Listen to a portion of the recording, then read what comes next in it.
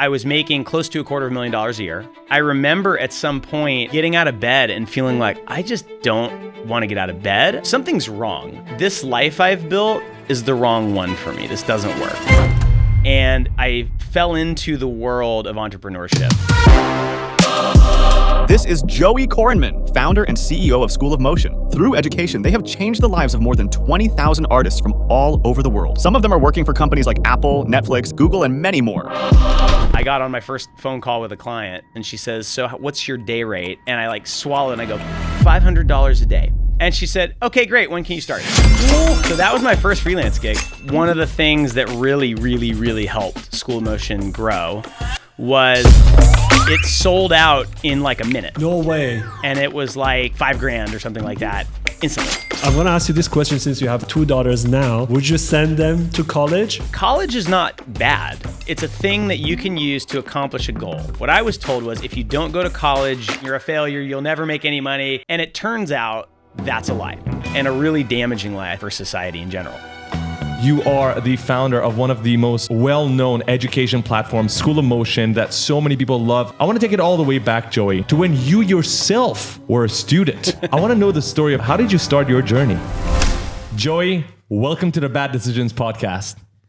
Well, it's an honor to be here, both of you. Thank you so much. And thank you for warning me that there's a cannon that's going to go off in the middle of our interview. I know it's for Ramadan. It's not for me, but I'm going to pretend that it's in my honor. So thank you guys. Yes, exactly. That's it. I love that. I'm just going to give a little bit of a background to everybody watching and listening. So currently in Dubai, where we're at right now, Farah was just warning Joey that at about 6:30 p.m., there's a cannonball sound that is extremely loud, and it's for people to know that it's time to break their fast. So we were just warning Joey, if he hears that, there's no attack, nothing going on, because it is very loud. So thanks, Joey. Yeah. And it is going to be in your honor as well, of course. I appreciate it. Well, there's a Jewish holiday where you fast all day. And in the past, I used to do that. So I know how horrible you feel. So like a cannon is actually the appropriate thing to light up when it's time to eat. So I get it. Fast all day, like 24/7? Like 24 hours? Yeah. So, the Jewish one, it's called Yom Kippur. And in that one, if you do like the traditional version, you're fasting from the night before until the following night. But also, I think this is different with Ramadan, but I could be wrong. But in the Yom Kippur fast, you don't drink anything either. So you're fasting food and water. I think, I could be wrong. Someone correct me if you know. But I think in Ramadan, you're just not eating, right? No, Ramadan is water and food, but it's only sunrise to sunset. Ah, gotcha. So if you're living in these areas, in this region, the sunset to sunrise, it's around 12 hours, I would say. So it's not that long. Oh, so it's like intermittent fasting. I do that every day anyways. Yes, kind of. Yeah, you can count it as that. You do intermittent fasting as well? I do, yeah. Oh my God. We're already starting on common grounds here. We're going to talk about that. Actually, it's going to be very important as well because there's so many benefits to that. But I want to take it to where we usually start in the Bad Decisions podcast. So, Joey, of course, you are the founder of one of the most well-known education platforms, School of Motion, that so many people love because it is a platform where people can go and truly improve themselves when it comes to things like motion graphics. Now you guys have Unreal Engine. Jonathan, our buddy's there, EJ's there, and it's an amazing place for people to go and improve themselves, right? But aside from that, we also found out that you're technically founding member of Rolo, a platform that as of today is our favorite place to go to look for artists. And for anybody that doesn't know, we only found out about this today, where this is a platform that it's like Tinder for brands and artists, where you can go in and find from a pool of really talented, curated artists to find the specific talent that you're looking for to help you with your projects. And we're going to get down to the nitty-gritty of all of this in the podcast today. But I want to take it all the way back, Joey, to when you yourself were a student, right? Because this is now you and the teachers, but let's reverse the roles here. You were a student at one point yourself. I want to know the story of how that went. What did you study, and how did you start your journey? Wow. Okay. Well, so I'll start. Let's say high school. Maybe that's a good place to start. We don't have to go back too much further than that. But yeah. So I grew up in Fort Worth, Texas, and I think maybe the educational part that was sort of more related to what I'm doing now was in high school. I really got into visual effects and making films and stuff like that. Jurassic Park came out. I don't know. It was probably 11 or 12 when that movie came out, and it just totally changed everything for me. And then The Matrix came out when I was in high school, and then that like blew my mind. And so I really wanted to get into visual effects and making films, right? And so in high school, whenever there would be like, you know, in like history class and we're learning about the Roman Empire and everyone has to go home and do some sort of project, I had a friend named Mike, and me and Mike were like the video guys. And so every single project we ever did was a video. And Mike somehow, I mean, this isn't going to make sense to people who are like, you know, in their 20s right now, but like it used to be super hard to get video into your computer. Like I remember he had to pay, I don't know, it was probably $1,500 for this add-on capture card, it was called, and you'd put it in your computer, you'd hook your video camera up to it, you'd hit record on the computer, and then you'd play the video and it would record it, and it was like super shitty quality.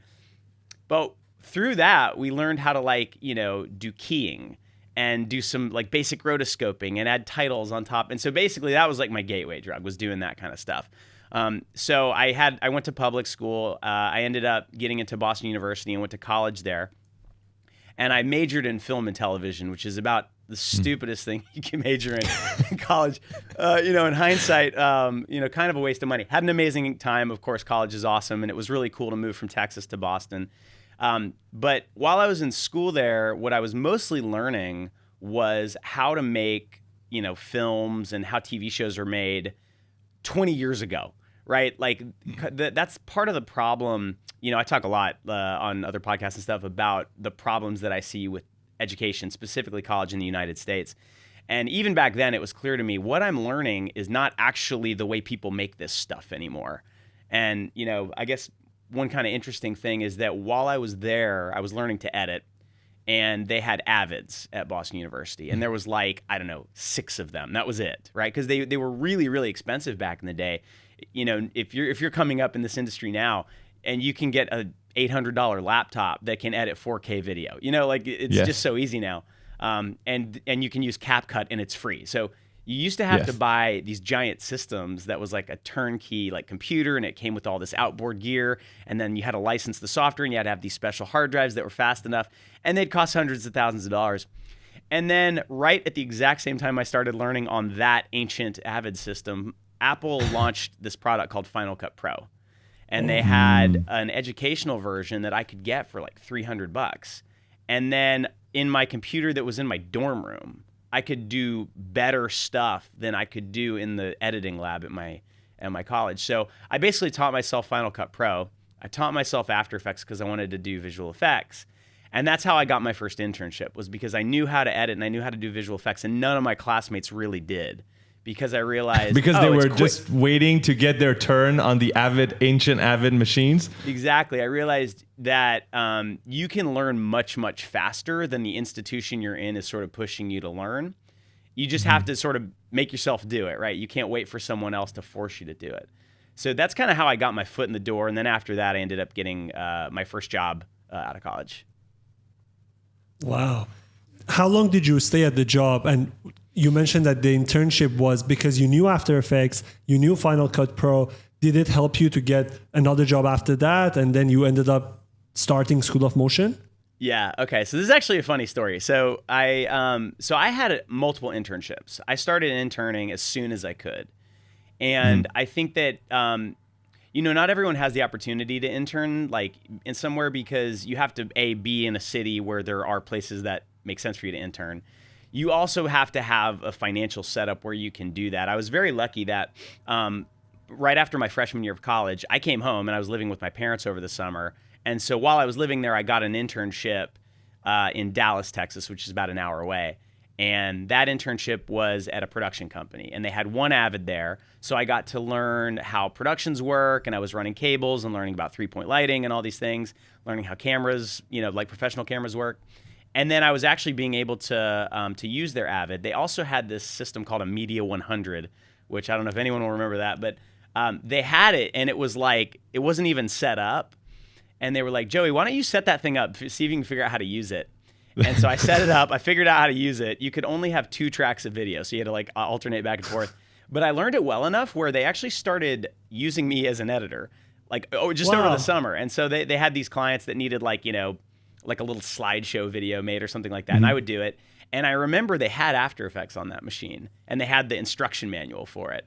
And so that's probably the first time I used After Effects. That might have been the first time I ever used it, was that summer. But when I was graduating college, I got an internship in Boston. There's this company, they're still around, they're called Element Productions. And I got an internship there, I think mostly because I knew Final Cut Pro. And because it was really competitive to get internships in Boston. And so I remember getting interviewed, and they were like, so it says here you know Final Cut Pro. And I'm like, yeah, I've been using it for 3 years. They're like, you just graduated college? And I said, yeah, well, yeah, I bought it like as soon as it came out, and I edited it, and I had a little, it was really shitty, but I had a reel, of stuff I'd edited, and there was some little After Effects things on there. And so that's what got me in the door. What got me hired, I love this story because, there's this like, there's this thing I think when people get their foot in the door, there's always, it doesn't matter how good you are, there's always some luck involved. And this was like, this was my luck, okay? This is kind of like what got my career started. So I was an intern there, and there was an editor named Dave. And what this company would primarily work on is ads for the local ad agencies. So there's an ad agency in Boston that for years, their biggest client was Subway, the sandwich chain. And so back in, this would have been probably 2003 or 2004. Back in those days, when you would edit a commercial, there was this process that you had to use that I don't think it really exists anymore. There's different versions of it, but it's called offline editing or online editing. You guys know what I'm talking about, right? Okay, so cool. Yes. So for anyone who doesn't, what the offline editing is basically you have all this footage from a shoot. You put it in the computer, but the problem is the computer back then wasn't really fast enough, and the hard drives weren't fast enough, and the software just wasn't really like mature enough to handle high quality HD uncompressed video. And so when you would be editing your rough cuts and stuff, you would be using super duper compressed footage typically. And it would be really pixelated, and it would be low resolution because that's all the computers can handle. And then once the edit was locked and approved, you would send an edit decision list, an EDL. Typically, you'd send it out to a different company that had really expensive Avids, or they'd have Flames or Smokes or these other really high-end systems to then put your commercial back together with the high-quality footage. So Element was one of the first places in Boston that was using these new capture cards that had just come onto the market, where you could use Final Cut Pro to do the offline edit, but you could also use it to do the online edit. So our editor would edit things, and then the clients would come in, and then only the shots that ended up in that final spot would get recaptured. And this was back in the day when there was like tapes. So you literally had to like play the tape, and and it would record, and then you'd record it into the computer. And it would come in high resolution. And that's the first time you would see your commercial at full quality, was in that moment.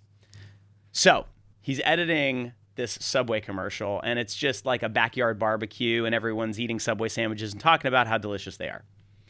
And there's a shot where an actor was saying something about the sandwich, and a piece of spit flew out of his mouth. And you could clearly see it. You couldn't see that up until that point because it was in offline edit low mode quality before that. compressed. Wow. So low quality compressed. You only saw it in the high couldn't quality. see the spit. But all of a sudden, there it is, and the thing is supposed to ship that day to go on the air, on Monday or something. And so it's so funny because like now it just seems ridiculous. But back then, the solution to that was you'd have to send that shot out to like a visual effects house to fix it. And there was one in Boston. They're still there. They're amazing. They're called Brickyard VFX, and they had 6 flames at the time. And a flame, for anyone who doesn't know, those probably cost between $500,000 and $1 million, like back in the day. They're really, really expensive. It would charge, they would charge, I think, like $1,500 an hour sometimes to do visual effects, right? And so the client is sitting on the couch in my editor's suite, and they see the spit coming out of the actor's mouth, and they're like, holy crap, we're doomed. What are we going to do? We didn't budget for this. We didn't see this.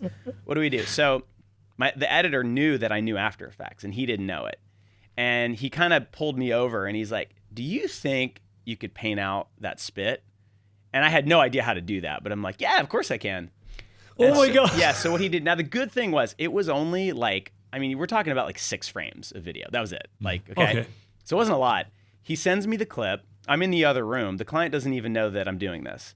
And I go into After Effects, and I figured out, I think I had the instruction manual, and I figured out how to use the clone stamp and the paint tools, which I don't think have changed at all since that day. Like the paint tools are still pretty shitty. in Still the After Effects. same. Still the same. But yeah, I figured out how to clone stamp and I fixed it. And I sent him the shot back and I kind of gave him a little signal and he puts it in and he's like, oh yeah, Joey fixed it. And the client, it like blew their mind that you could do that with After Effects. Now this is like the simplest thing I've ever done in my career. But okay, so but the clients were thrilled. It saved them so much money, it saved them time.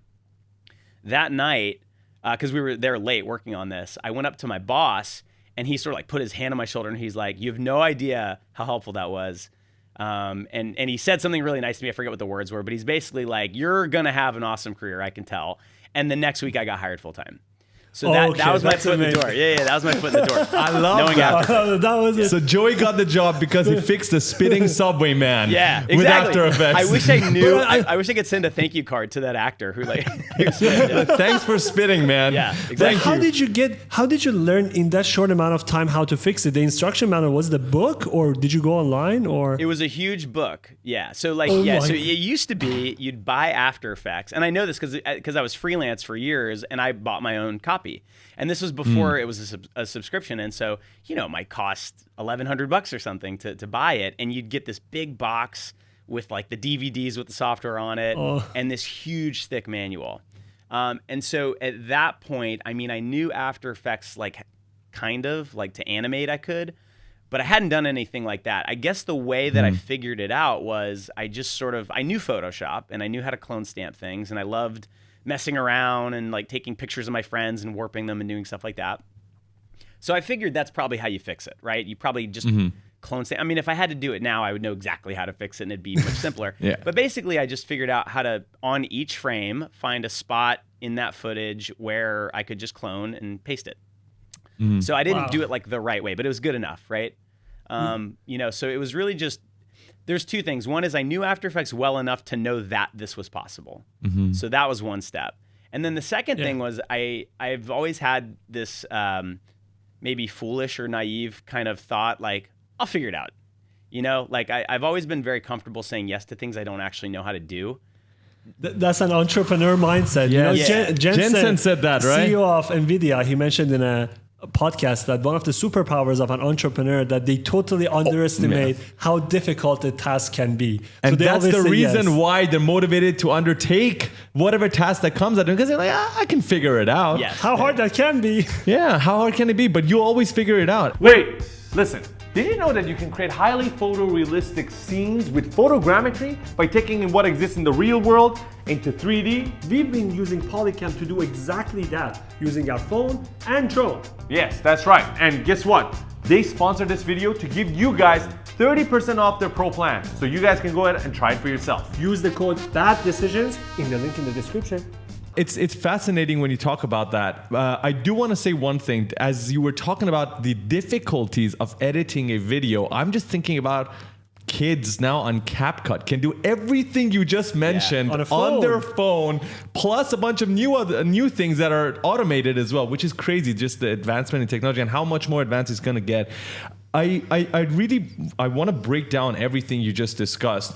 Specifically, when you talked about how film and TV, studying that was not useful for you at all. But I think it's much more helpful if you finish the story up until School of Motion so we can get a whole context and then come back to the college and university days. So when you got hired the next week full-time, what happened after that? How long were you with that studio? And then how did you end up finding or coming up with the idea of School of Motion? Sure. So I got hired there, and I was hired as the assistant editor. And I was also editing sometimes, but mostly I was assisting the head editor there. And it's funny because back then what an assistant editor did primarily was take tapes and put them in the tape deck and hook that up to a computer and log them, meaning like you'd go through every second of the tape and you'd say, from here to here it's an actor saying this line, and from here to here it's B-roll of this, and then you would sit there and you'd sort of babysit the tapes as they would digitize into the computer. And I just did that for hours and hours and hours a day. And then eventually I started being able to edit, and they knew that I knew After Effects. So whenever there was like a little title that needed to be done or something like that, or simple little fixes, they would ask me to do it. So I was already kind of getting experience. The head editor, I don't know why, to this day, got fired at some point. And rather than bring in like an experienced editor. They just promoted me to editor, probably because I was being paid very little at the time. And they thought, I think he may actually be able to do this, and then we can like not pay him very much because he's only like 2 years out of school. So I was the editor all of a sudden, and I'm doing supervised editing sessions on most days with clients, producers, ad agencies. Had a bunch of really interesting experiences, with some of them. But what I really loved was doing After Effects. And that's how I thought of it back then. I didn't think of it as motion graphics or motion design. I thought of it as doing After Effects. And I had no clue about animation, zero clue about design, but I just loved doing it. And then at some point we worked on, I'm trying to remember what it was. I think it was a pilot for a TV show where the production company that I worked for, they'd do commercial work, and then they would pitch shows too. And they pitched a show to, I forget, it might have been like the Professional Bull Riding Association or something like that. Yeah, believe it or not. They went down to this place in Vegas where there's mechanical bull competitions. And they filmed a mechanical bull competition, and they needed a graphics package for it, right? Like a timer, how many seconds did the person stay on the bull, and they needed like an intro. And that was beyond what I was capable of doing at that time. So they brought in this freelancer named Mike. And Mike comes in, and I'm watching him make this stuff, and I'm just fascinated. Because not only is he like really good at After Effects and knows all these tricks, but he's a good designer. And so he would just make these simple little things, and I'm like, oh my God, this is incredible. I want to learn to do this. And so there were a couple of other experiences like that. They brought in this other guy, Adrian, who was even better. And I actually ended up interviewing him many years later on our podcast, and we were sort of reminiscing about it. So I got to know these two freelancers that were just doing After Effects and design. And I'm like, you guys have my dream job. That is what I want to do. And so one day I went out to drinks with Mike, and I was asking, how does this freelance thing work? And he explained it to me, and I'm like, that sounds amazing. So you get to like just say yes to things you want to do and no to things you don't want to do. And he was charging like $500 a day. And I was like, oh my God, that's so much more money than what I'm making. And do you think I could do that? And he's like, yeah, you could definitely do that. So I talked to my boss, and I explained, I was very naive. I was like, I talked to Mike, and he told me he's making this much money, and that sounds really cool. So could you just pay me that much, and I could just do that for you? He's like, no, it doesn't work that way. And I said, okay. And so about a week later, I gave my notice. I was like, well, I'm going to go freelance then. And wow, that was very straightforward. That's ballsy as well. Yeah, that's ballsy as well. Can you pay me this much? No. Okay, bye. I'm genuinely wondering how that went. It wasn't ballsy. It was like, I wish it was ballsy. It wasn't. It was just, I honestly didn't understand how businesses worked. I was like right out of college. This is my first real job. Like I'd had, like I worked at Jamba Juice, it's like a smoothie chain. I'd been a valet at the bar in Boston. I'd been a camp counselor. I'd never had a real job with a real business. And so I didn't understand like how profit margins work and all that kind of stuff. And so I just assumed, well, if you're paying that guy $500 a day and I can do the same thing, why wouldn't you just pay me that, right? I'll do it for $400 a day. And of course it doesn't work that way. And now I understand. So I gave my notice, and I remember at the time I was dating my girlfriend who's now my wife, and she believed in me and all of that, but she was very nervous for me. My parents thought I was insane. And they've always been very supportive of me. My dad's before he retired, he was a surgeon. So he had like a, sort of traditional career with respect of your peers and all that kind of stuff. And I'm like trying to make a career in making videos, and he probably thought that was weird. They were very supportive, but the thought of me quitting a job that I had for like literally not a job, like to just try and figure out how to freelance, they thought I was insane. But that was a bad decision, I think. Definitely a bad decision. Yeah, on paper it sounded like a stupid decision, so I did it. And I told my friend Mike, the freelancer that had sort of taken me out for drinks and explained it to me. I said, hey, I'm going freelance. And he's like, good for you. That's awesome. Hey, I have a client that I work with a lot, and they asked me if I'm available, and I'm not. So I'm going to send them to you. And I'm like, sweet. So I got on the phone probably like the day after I gave my notice.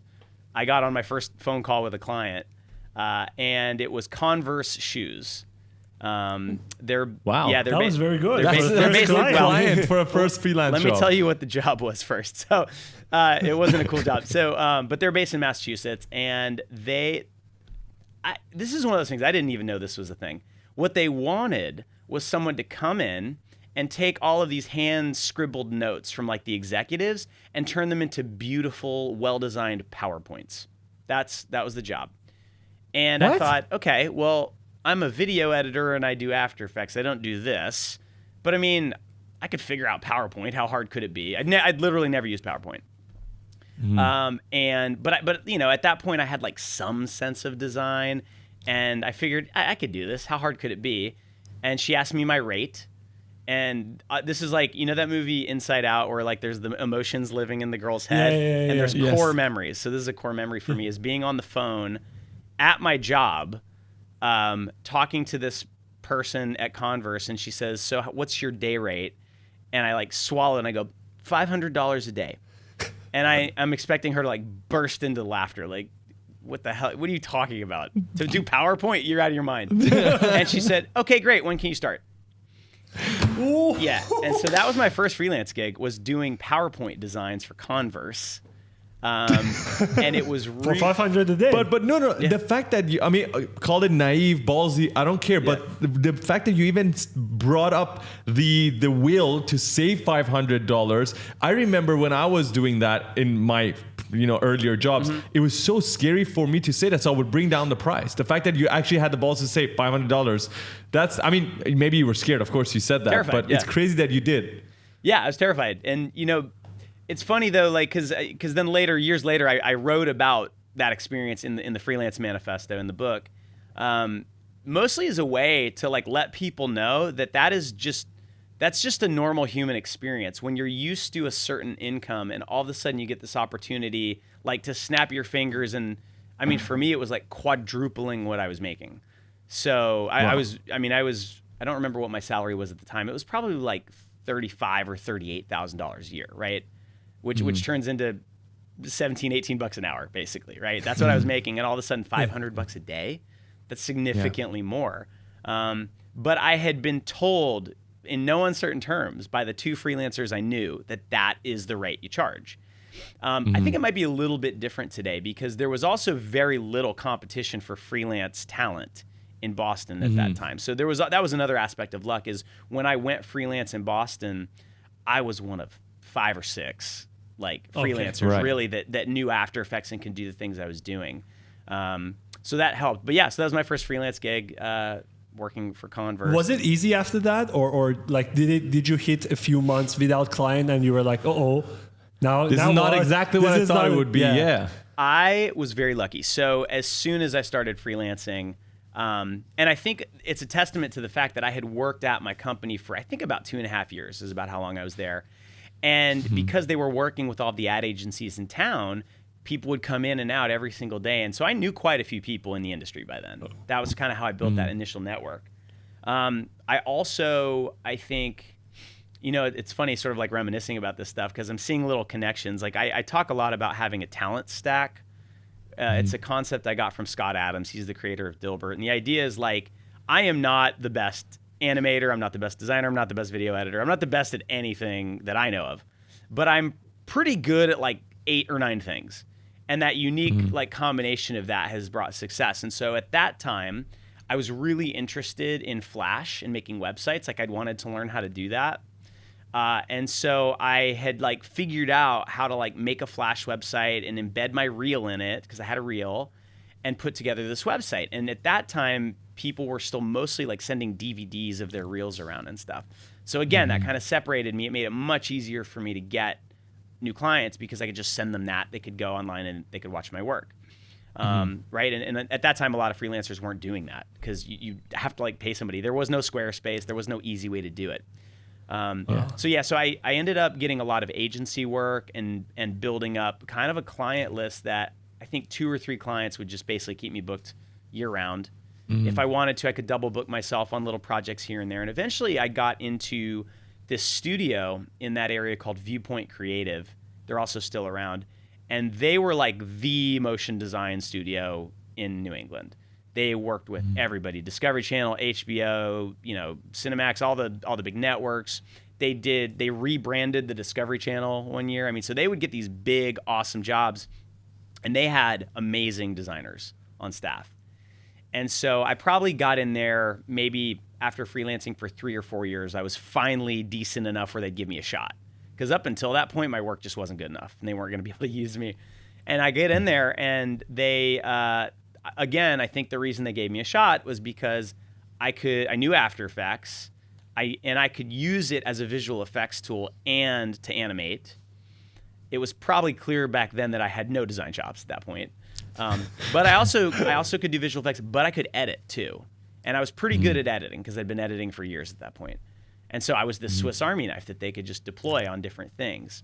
And when I got in there, that's when I learned how designers actually design. That was my first exposure to that. If you don't mind me asking, when you were applying for these jobs or when they scouted for you, what did you apply for exactly? Because as you're saying, you were the Swiss Army knife, but did you apply for a specific position, and did you actually get that position? Oh, so no, I wasn't applying for jobs. I was just trying to get in there as a freelancer. Yeah. So like for that studio specifically, I'm trying to remember exactly. I'm pretty sure that somebody that I had worked with, some producer at an agency, knew a producer over there and said, hey, have you ever worked with them? Because they'd probably be great because they do really cool stuff, much cooler than what we're paying you to do.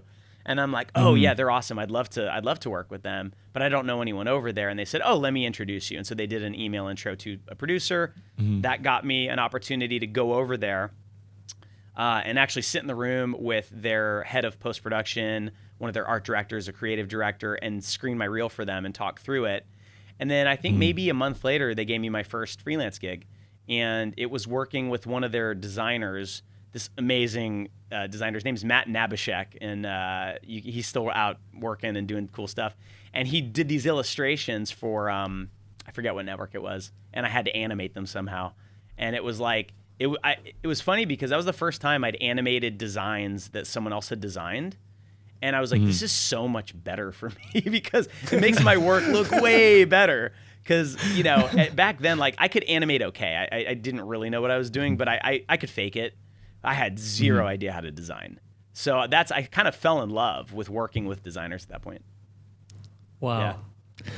It's very interesting that you're bringing up all of this. I mean, you did even mention luck at some point where you're thinking now, because it's hard to really nail it down and see what exactly happened. It's many years ago, but I can almost vouch for you and say that I don't really believe in luck that much. I mean, maybe you can say it was 5% luck, but I feel like what luck is you being proactive, extremely proactive in all of these areas that you just mentioned, always spending the time to improve yourself, whatever it may be, if that means creating a website for yourself. Nowadays, you might not need to do that. You can go ahead and post reels on Instagram, right? That's like the equivalent of putting yourself out there. So you did all of that, learning how to animate with After Effects, using a manual, all of these different things, and then having the right connections and network as well, right? You're always going out, making sure you understand how people are working, asking about freelancing. All these things, again, I think helped together overally to put you in the right spot at the right time, which might seem like luck, but I just think it's you really putting in the work all the time and also being really proactive about finding new opportunities and also being extremely optimistic about them, right? We go back to what Jensen, the CEO of NVIDIA was saying, where you just always underestimate sometimes the amount of workload and just like, I can do it. That's a really important aspect, I feel, of being able to undertake really complex tasks. Because if you really just look at it and then try to imagine how complex it's going to be, you might not end up doing it. So you just say, yeah, I'll do it, whatever. I'll figure it out later. I think that's like the right attitude to have for the majority of things in life. Yeah, you're exactly right. And I'll say something about luck too, because I think that I'm kind of fascinated by this idea that when we say words, right, like luck, the idea that triggers in my head might be different than what triggers in your head and what triggers in other people's head. And so like I think that sometimes when people hear luck, to them it's like a gift from on high, like, oh, you got lucky, like some deity just decided I have to pick someone to have a good life. I'm just going to pick you completely at random. You didn't earn it. It was luck, right? And that's not how luck works at all. No, it's just not. Like, okay, sometimes, like if you win the lottery, yes, that's basically what happened to you. That is true luck.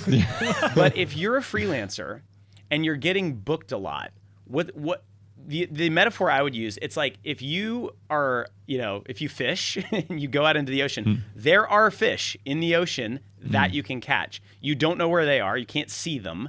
So you have to like throw out a line and hope that you get lucky and that, you know, you just happen to be there.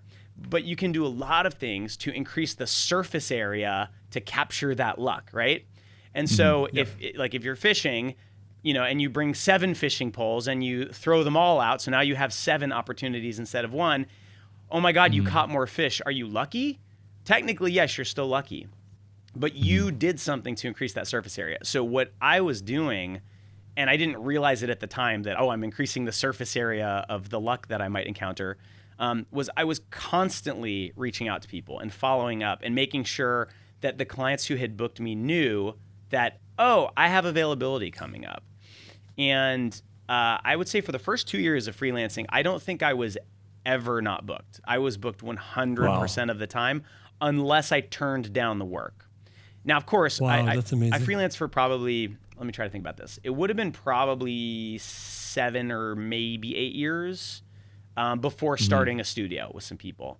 And in that whole time, there were very, very few true dry periods. There was one right after the 2008 economic crash when the housing bubble imploded.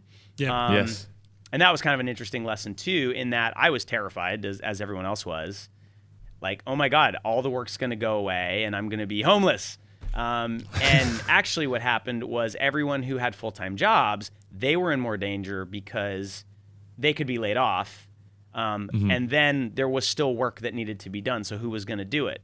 Freelancers. Oh, The freelancers. Yeah. And so there was sort of like a little bit of a dry spell, but then it picked right back up. And then I was getting married around that time too. And we had to pay for our own wedding. Like our parents didn't give us the money like some families do. And so we had to come up with all this extra money. So I was double, triple booking myself. So, I mean, I made probably more money during that time in my life than at any other time until maybe School of Motion started to take off. So yeah, I think, that's really the whole point of the Freelance Manifesto is here's how you increase the surface area that is available to capture lucky, opportunities for you. Wait, just because you mentioned the name Freelance Manifesto, there is a book called Freelance Manifesto. Did you write that book? I did write that book, yes. Oh my God. Yeah. Okay, we had a guest, I think it was 5 episodes ago, Imani LaRussa. I'm not sure if you're familiar with her work. Yeah. She recommended this book, and we had 3, shout out to David, 3 of our audience bought the book, and they told us how amazing the book was. Yes. The whole concept of rainbow project and paint project. Yes. It's amazing. Wow. So I didn't come up with that though. So I'll say this. There's very few things that I've done in my life that I came up with the idea for. Okay, like I think there's a book called Steal Like an Artist. And Yes. the core concept of that book is that like artists, it's very rare to have a truly never been thought of idea before, right? Mostly what we do as artists is we're taking this idea and this idea and this idea and we're like smushing them together and then cutting away the things that aren't working. And now you have something that like feels new. But it's really just it's the amalgamation of a bunch of different ideas.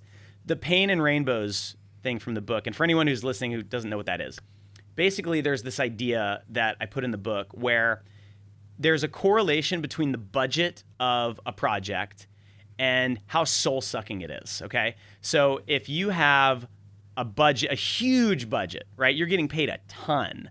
Most likely that client is going to be like up your ass, like, just making your life hell. You're going to get paid super well, but it may not be very cool in the end. It's going to be death by a million cuts. There's going to be a committee of people giving you notes. Really tough, but you're going to get paid super well. At the other extreme, there's $0. Like you're doing a favor for somebody, or you're just doing your own personal project. So you're not making any money. In fact, you're losing money, but you can do whatever you want, and creatively, it's the most fulfilling thing you'll ever do. In between that, you have this dead zone, this no man's land of just enough money to like feel like you're staying afloat, not cool enough to actually move the needle creatively for you. And so you're basically just treading water at that point. So I didn't come up with that idea. And in the book, I give credit to the guy that I got it from. There's a really amazing artist named David Lewandowski.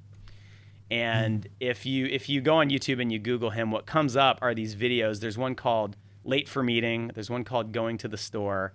And it looks like a naked person doing these weird movements all around town. And basically, it was one of the first truly viral videos, I think. The first one had tens of millions of views. He became famous for it. And it's one of the weirdest, greatest things I've ever seen. And prior to that, he was a freelance motion designer. He worked on, I think he worked on like the Harry Potter titles and a bunch of other stuff. Ooh. So he's a brilliant guy. He came and gave a lecture at Ringling the year I was teaching there. And so I got to go out and have dinner with him. So it was me, David Lewandowski, and like my boss, the head of the motion design department. I think one other faculty was there. And we're having dinner with David. And I'm just telling him like, dude, I think that video you made is amazing. Like, what, like, and it looked like it took a ton of work. I think he like had to take months to make this thing. And I'm like, why did you do that? What were you thinking? And he said, oh, well, I have this philosophy that if I'm doing something for money, I should get paid super duper well and then not give a shit about the creative. I should just do whatever the client wants, do a good job, of course, but just get that bag. And then on the other end, I should do whatever I want and not worry about money at all. And if I'm in that middle ground, I feel like I'm not making any progress either financially or creatively, so I'm not doing those jobs. And I thought, that's the most brilliant thing I've ever heard. And so then for the book, I just sort of adapted that. So that's where that idea came from. And it was funny because I had actually been operating that way, just I didn't have a name for it. So he sort of named something I was already doing, and I'm sure a lot of people just intuitively do that. But I think it's such a brilliant concept, so I included it in the book. Yeah, that's indeed a brilliant concept. Yeah. We loved it when she brought it up during the podcast. Yeah. No, I absolutely agree with you. It is something every freelancer goes through, and actually knowing about it and being aware of it, I think you can make better decisions moving forward to balance out the rainbow projects with the pain projects. Now, you've talked, I think, extensively about all of your experience as a freelancer, and I loved it because it has helped me so much understand exactly how you worked and why you were successful as a freelancer and why you didn't go through a lot of dry spells, because that is a problem with, so many freelancers that text us, they're looking for opportunities. And it's interesting because based on your past, it is possible to stand out by doing a certain few things. And I want to now go to School of Motion because this is something a lot of people know you for. I want to know how the origin of that looks like, how you came up with that idea specifically. Sure. So I'd say the first time I like thought to myself, I want to start, a website or something like that. So after freelancing, I partnered up with two guys in Boston who were running a post house, and they were getting asked a lot to do motion design, motion graphics. And so they wanted to sort of spin off like a sister company, and they wanted someone to run that and to lead that. And so I met them. At that time, I had been taking meetings around town because my freelance career had been really good, but I'm like, I don't know, I'm just sort of like an overachiever type person. So I just, even though life was awesome, I was like, but what's the next thing? I gotta win, right? And this led to a painful lesson, but I ended up meeting these two guys. We started a company called Toil. I ran that for 4 years.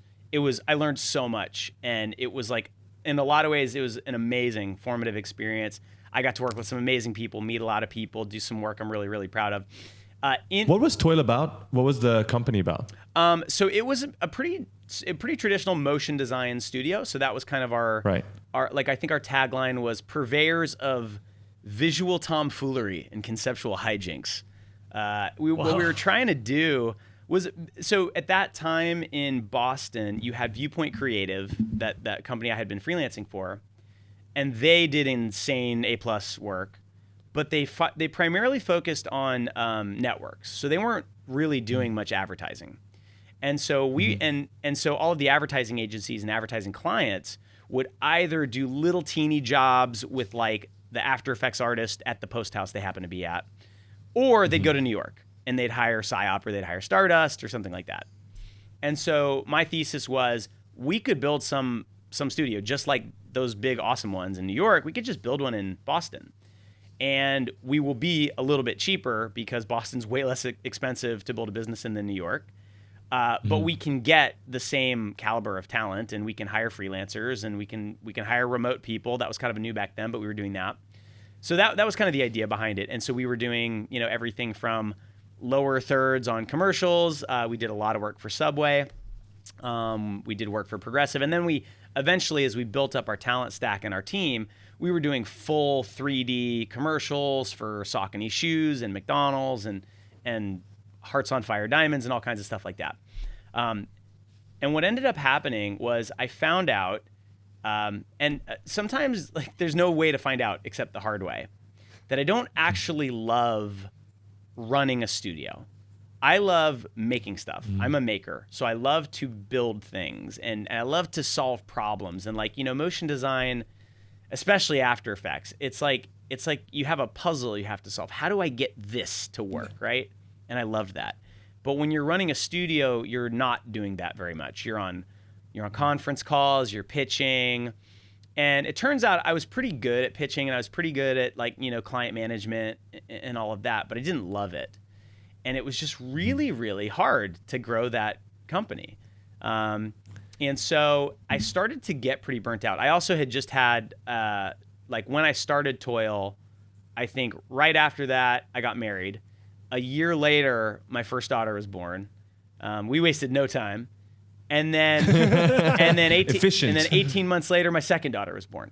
And we bought a house and we were like, and I was living like an hour from Boston because Boston's too expensive. So we were living out west in the middle of Massachusetts. I was taking a train in every day. Commute. It was like a 3-hour commute for me. And and so it was just, life just was getting really tough and I wasn't really happy. And I am basically a happy-go-lucky person. Like I'm always smiling. Oh, go ahead. May I just ask, in the middle of all of this, while all of this was happening, were you guys making good amount of money? As in, because you're saying that you were unhappy with sort of the task at hand, but I'm wondering, was it profitable and you were just unhappy with the work? Like, this was not something you loved. Oh yeah, so it was profitable. I was making a lot of money. Yeah, so I'll get specific. So with Toil, I had like a salary, and then I would get basically a bonus based on what we did that month. The revenue. Yeah.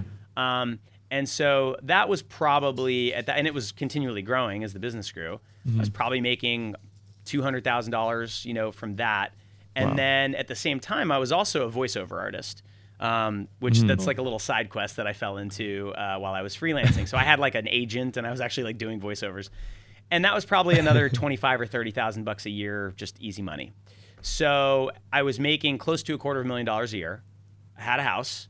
I was married, had 2 daughters, had a business that was growing. On paper, everything was perfect. Everything is good. Everything's perfect. Okay? Yes. And I remember at some point getting out of bed and feeling like, I just don't want to get out of bed. I don't want to get on the train and go into the office and have a conference call with Hill Holiday. It's like an ad agency there. And it was funny because my wife, before we had kids, she was a social worker. So she's very tuned into emotions and psychology and stuff. I am not. And she goes, "Oh, you're depressed." And I go, "What?" I go, wait. No, it's straightforward. Yeah. You're depressed. You're You're depressed. And it was just so matter of fact. And I'm like, I am? No, I don't get depressed. And she's like, you're depressed. And I went, I talked to my doctor because I'm like, oh, I'm depressed. I guess like there must be like a chemical thing. And I go and they prescribed me, I forget what it was, some antidepressant. And I'm taking that and it kind of worked. And then I'm like, what the hell is happening to me? Like I've never been depressed. I've never needed drugs to feel good. All of a sudden something's wrong. And so I started looking for a way out. I was like, this life I've built is the wrong one for me. This doesn't work. And so it was about that time I fell into the world of entrepreneurship. And I started listening to podcasts, and I discovered the Tim Ferriss podcast. And then I discovered the 4-Hour Work Week, which is the book he wrote that I have a signed copy of it right over here. That book changed my life. It's like, it's like the Bible to me. And I was listening to that stuff, and I'm like, maybe there's a better way for me to like start something that is like, rather than just doing the thing that's like the next step up the mountain for me, maybe I should actually like design the life that I want first and then reverse engineer the business from that. And that's kind of the core idea of that book. And right around that time also, there was this little company that had just been started by this really cool guy named Nick Campbell, Grayscale Gorilla. Oh, yeah. And I'm watching him and I'm following him and I'm watching every tutorial and I'm like, wow, this guy's awesome. I love it. Obviously I knew Andrew Kramer already, but Video Copilot is a much different type of business than Grayscale Gorilla was at that time. And I'm like, he just like makes these videos and people love them. And then he can like make these cool things and people buy it. And that's like making him enough money and he doesn't have to like get on calls with clients and he doesn't have to manage people. This is amazing. I want that. And so I thought, well, what can I do? So, well, Nick Campbell made tutorials. I can make tutorials. That was literally my thought process. And so simple, but it Yeah, works. that was it. So I decided, okay, I'm going to start a website. I need a name for it. I think I had just watched the movie School of Rock, and I loved how like simple that was, and I was like, School of Motion, and the URL was available, and that's where the name comes from. It's from School of Rock, and I get the website, and again, like, you know, I brought up the talent stack idea. I had already made 7 websites by that point. I knew how to make a website. I had been listening to all these podcasts about marketing and entrepreneurship. So I understood the concept of building an email list, building hype, using copywriting to get people excited. It turns out that because I'd been doing voiceover for years, I was really comfortable talking into a microphone.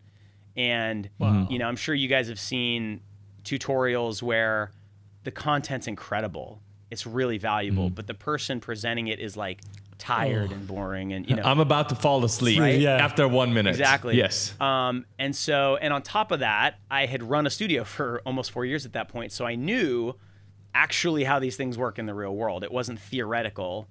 It was like, no, this is actually how you do it.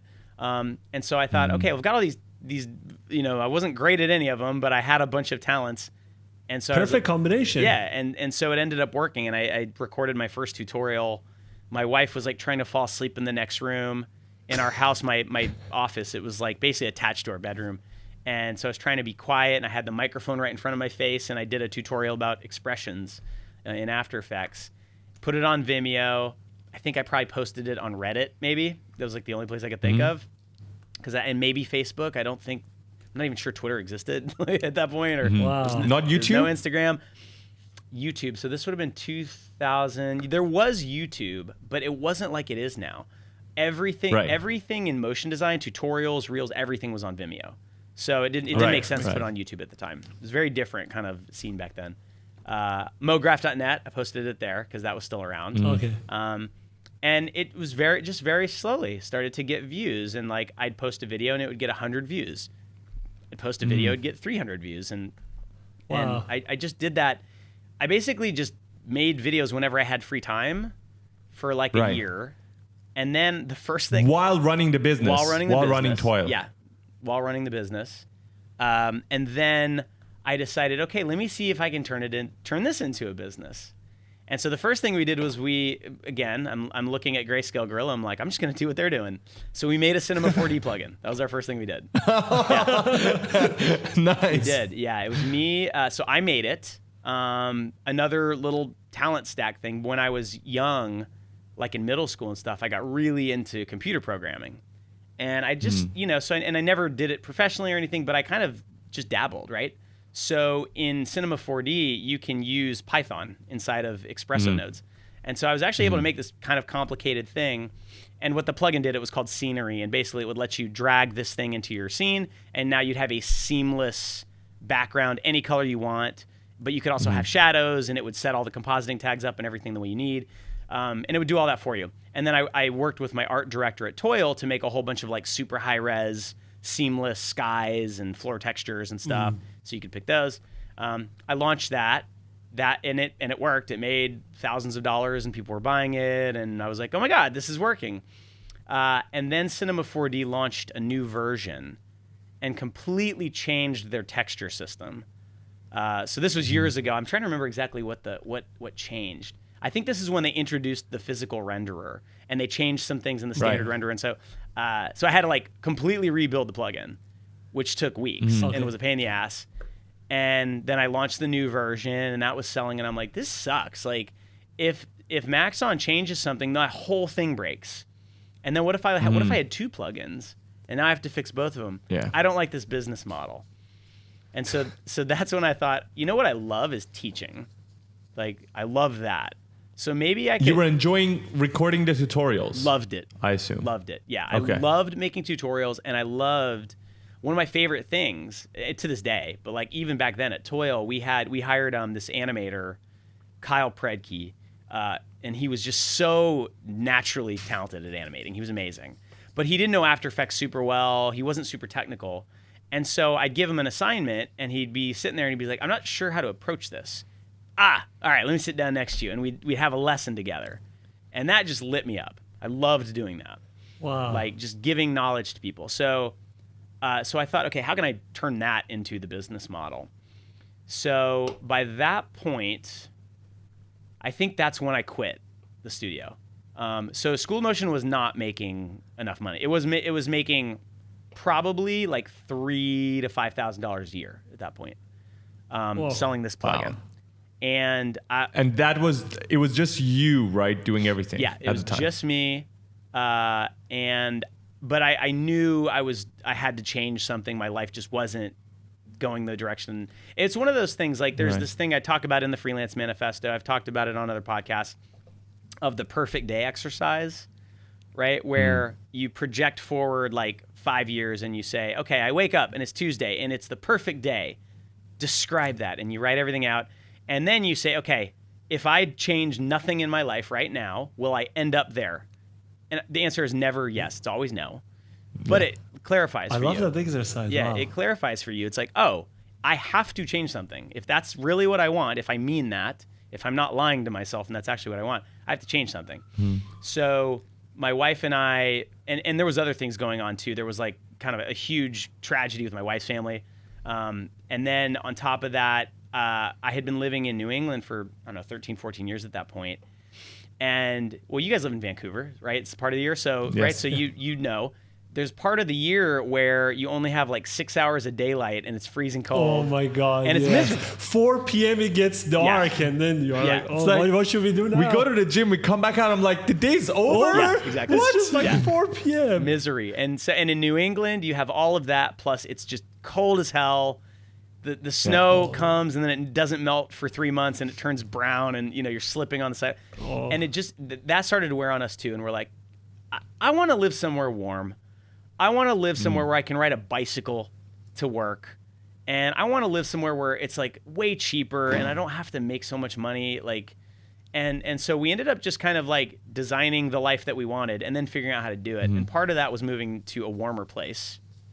So we went and visited Florida. Like we just took a vacation there and we fell in love with it. We're like, this is paradise. Like you're right on the ocean. Everyone's nice. Like in New England, there's kind of this culture there of like, everyone's a little bit kind of, suspicious and, people are very friendly there once you get to know them, but there's like this hard exterior, right? Yeah. And I grew up in Texas, which is the complete opposite, right? I'll tell you a really quick funny thing. So I'm a runner. And whenever I go to a new city, I go on a run. That's like my way of getting to know the city. And I do this experiment everywhere I go, where as I'm running and other people are walking or running towards me, I wave at them. And I count how many people wave back. Okay? Yeah. And it's... Oh my God. Yeah. It's that guy again coming and waving at everybody when he's running. Yeah, I wave at everybody, 100%. Doesn't matter, okay? You're old, young, in shape, doesn't matter. So in Texas, if you do that, 100% of people will wave back. And they'll probably say, howdy, or something like that. In Florida, probably 75%. In Boston, it's probably like 30%, right? Wow. And then in other areas, like I did this in Berlin, 0. Like no one waved back. Right? So there's just different cultures around that. But that was wearing on us. So we go to Florida, we love it. And I'm thinking, okay, if we're going to sell our house, and I'm gonna quit my studio that I helped start. I have to make money somehow. School of Motion is not gonna do it. So what do I do? So I looked on Motionographer, and they used to have a jobs board. I think they may still have it. And on the jobs board, there was a job opening for a motion design faculty member in Sarasota, Florida, at this college called the Ringling College of Art and Design. I knew nothing about it. I'd never taught in the school ever. And I thought, there's no way in hell this place is going to hire me. But if they do, we could move to Florida and have a safety net and have something there waiting for us so we could like start a new life there. And so I applied. And part of the application was like, what's your teaching experience? And I was like, School of Motion. Here's 15 tutorials. And that's what got me the job was those tutorials. Yeah. They ended up flying me down, and I had to give a presentation in front of the students and the faculty. And apparently they did this with like 4 or 5 other people too. They kind of test you out. And I got the gig, and I think it was because I had gotten pretty good at teaching because I had done a bunch of tutorials. I wasn't shy because I had been a voiceover artist, so I knew how to do that. I was also, I still am a very serious musician. So like when I was in Massachusetts, I was in bands for a decade, and we were playing shows in front of thousands of people sometimes. So I was comfortable doing that. So all of these little things added up to that moment where, oh yeah, this guy would be perfect to come teach motion design at this college for a year. So I got to do that, and it was really painful to tell my business partners, like, hey, I'm leaving this and I'm moving to Florida. That sucked. I didn't enjoy that. But it had to be done. Telling my wife's family, because she's from Massachusetts, hey, we're moving to Florida. But we did it. We sold everything. Sold everything we owned. Moved down there. My wife had never set foot in Sarasota when I took the job. She'd never actually been here. So it was a huge leap of faith. And we get down here, and the movers, we had like a big moving truck bring like our bed and stuff like that down for us, because Ringling was paying for that. And the truck screwed up and was like a week late. So we had to live in our apartment for a week with like air mattresses and nothing, right? And school hadn't started yet, so there was nothing to do. And so we went from this crazy life in Massachusetts where I was like getting on the train every day for 3 hours and running this studio and being stressed out all the time and having to take clients out to lunch and stuff like that, to all of a sudden, me and my wife and my 2 daughters are like sleeping on air mattresses in this apartment. I went from making, probably close to $250,000 a year to my salary when I started at Ringling was $70,000 a year. Wow. So that was my income. That's a big drop. That's a big risk to take. Enormous. Especially when you have a family that you're supporting. That's a big risk. Yeah. How did you feel about that at the time? I mean, now you're talking about it, of course, it's easier, but at the time, what was going through your mind? So it's funny. I knew that this would happen, right? I knew I'm going to take a huge, enormous pay cut, right? Like a silly pay cut. I also knew though, so the gig, like teaching at Ringling, and it may be like this at other schools too. It's a full-time job, but the hours are nothing like what I was accustomed to. I probably worked 20 hours a week, and then you have the whole summer off, and there's constantly vacation days. So you're just working way, way less. So I knew I could freelance if I needed to make extra money. That's not a problem. Right. And so having the confidence, I'd already had a successful freelance career. I knew how to do it. I had tons of connections. I knew it wouldn't be a problem if I needed to freelance. And I would say once school started, probably after a month or 2, I started freelancing while I was teaching. Okay. And I was able to juggle both just fine. Were you enjoying teaching at the school? I loved it. Yeah. It was so much fun. Okay. Yeah. It was exhausting because my classes were 3 hours long typically. And I would never teach more than 2 in a day, but like so I started in the fall semester, and I taught like an After Effects class. I think I taught that twice, and then I would teach, the seniors. Basically, I was like helping them with their senior thesis projects, right? So I was really just kind of sitting with them, teaching them whatever they needed to know at that time. The second semester, I was teaching Cinema 4D. And I would teach the same exact class 3 times. So I would teach it once, and then the next day I'd teach it twice. This is a 3-hour class. Ooh. And by the it's on repeat. Yeah. So it's a weird experience to do that, but it's exhausting because you're talking and you're projecting, and everybody loses their voice the first week of school and all that kind of stuff. But man, it was awesome. That really like showed me like I love this. I love teaching. I love working with students. I love seeing that light go on when you're explaining something, and they don't get it, and you try explaining it a different way, and then, whoosh, I see, they got it. What I didn't like about, and this had nothing to do with teaching, it had to do with the system in which you have to teach in the United States. To teach at a private art school like that, you can't even imagine the bureaucracy. I would love to know about it. I'll give you an example. Okay, so the students are learning Cinema 4D. Okay, and they're all into Cinema 4D. All of them were like obsessed with. So this would have been 2014, I think. So 10 years ago. Yeah. And so you had the Mill and PSYOP and Tendril, like all these things were getting a lot of attention in the industry. And so everybody wanted to learn Cinema 4D and do 3D. Cool.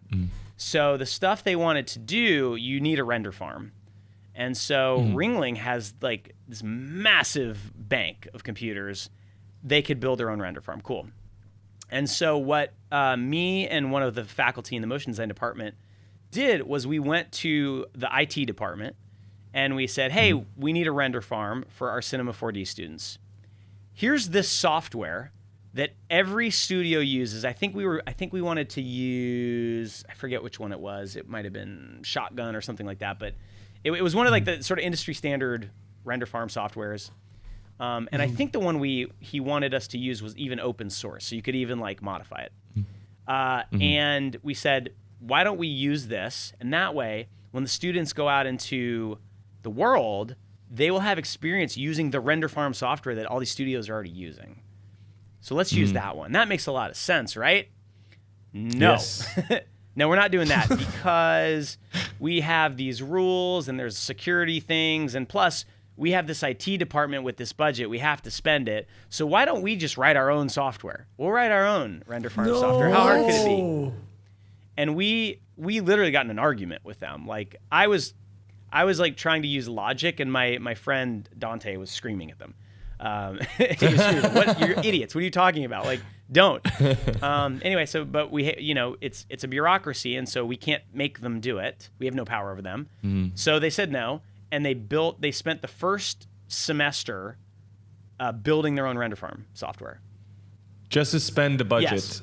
And it had no interface. You had to, so to use it, you had to like upload your Cinema 4D project to a specific folder, and it had to be named exactly the right way. And then you would log into like this website that was basically like a terminal, and you had to type this command. And then you had to like just keep checking back to see the progress.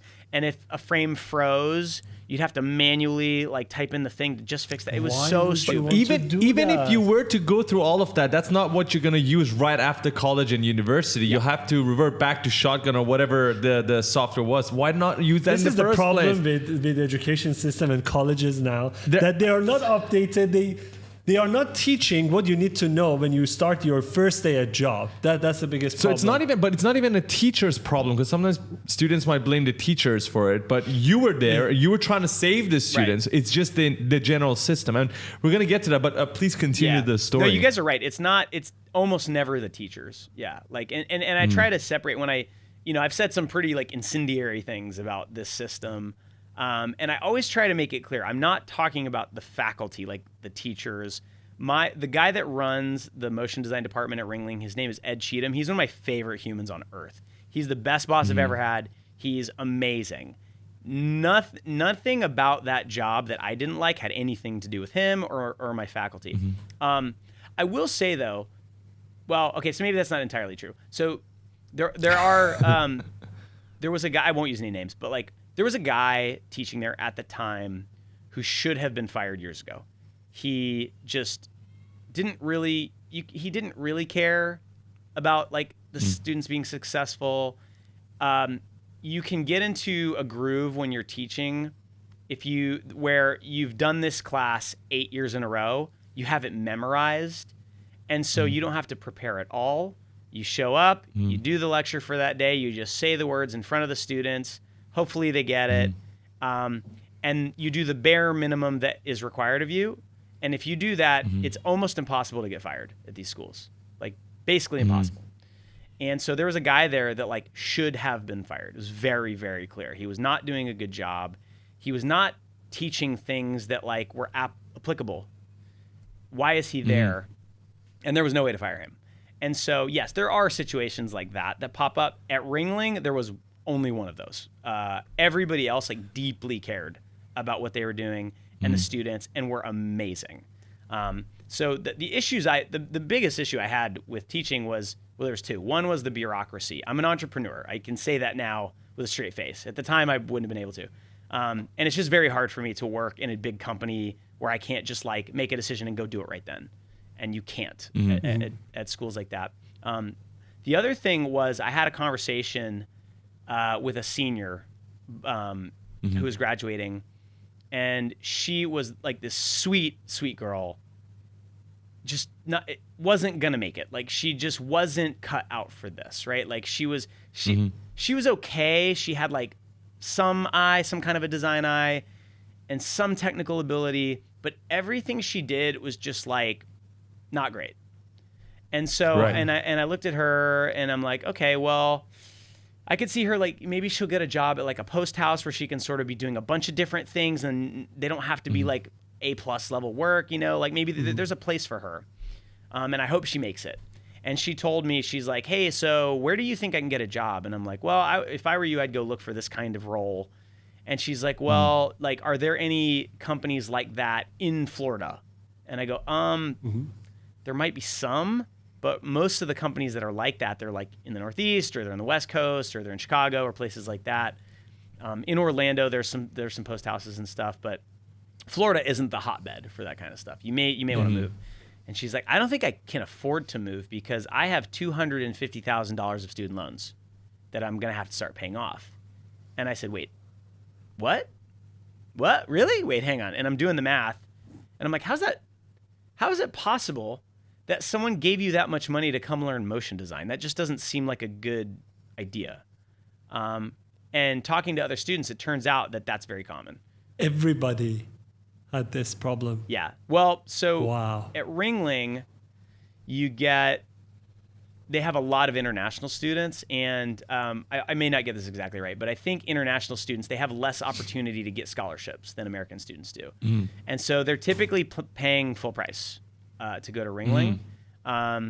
So that means that they had to come from a family that can afford that. So a lot of the students there come from a financial situation where they can afford it. And I always tell people, if you're lucky like that, and that is true luck, you didn't do anything for your parents to have money, right? Yeah. And your parents can pay for it, and you don't have to have any debt, and you can go to Ringling, holy crap, do it. It's awesome, right? For sure. Yeah. But someone should have sat this girl down and been like, that's not your situation.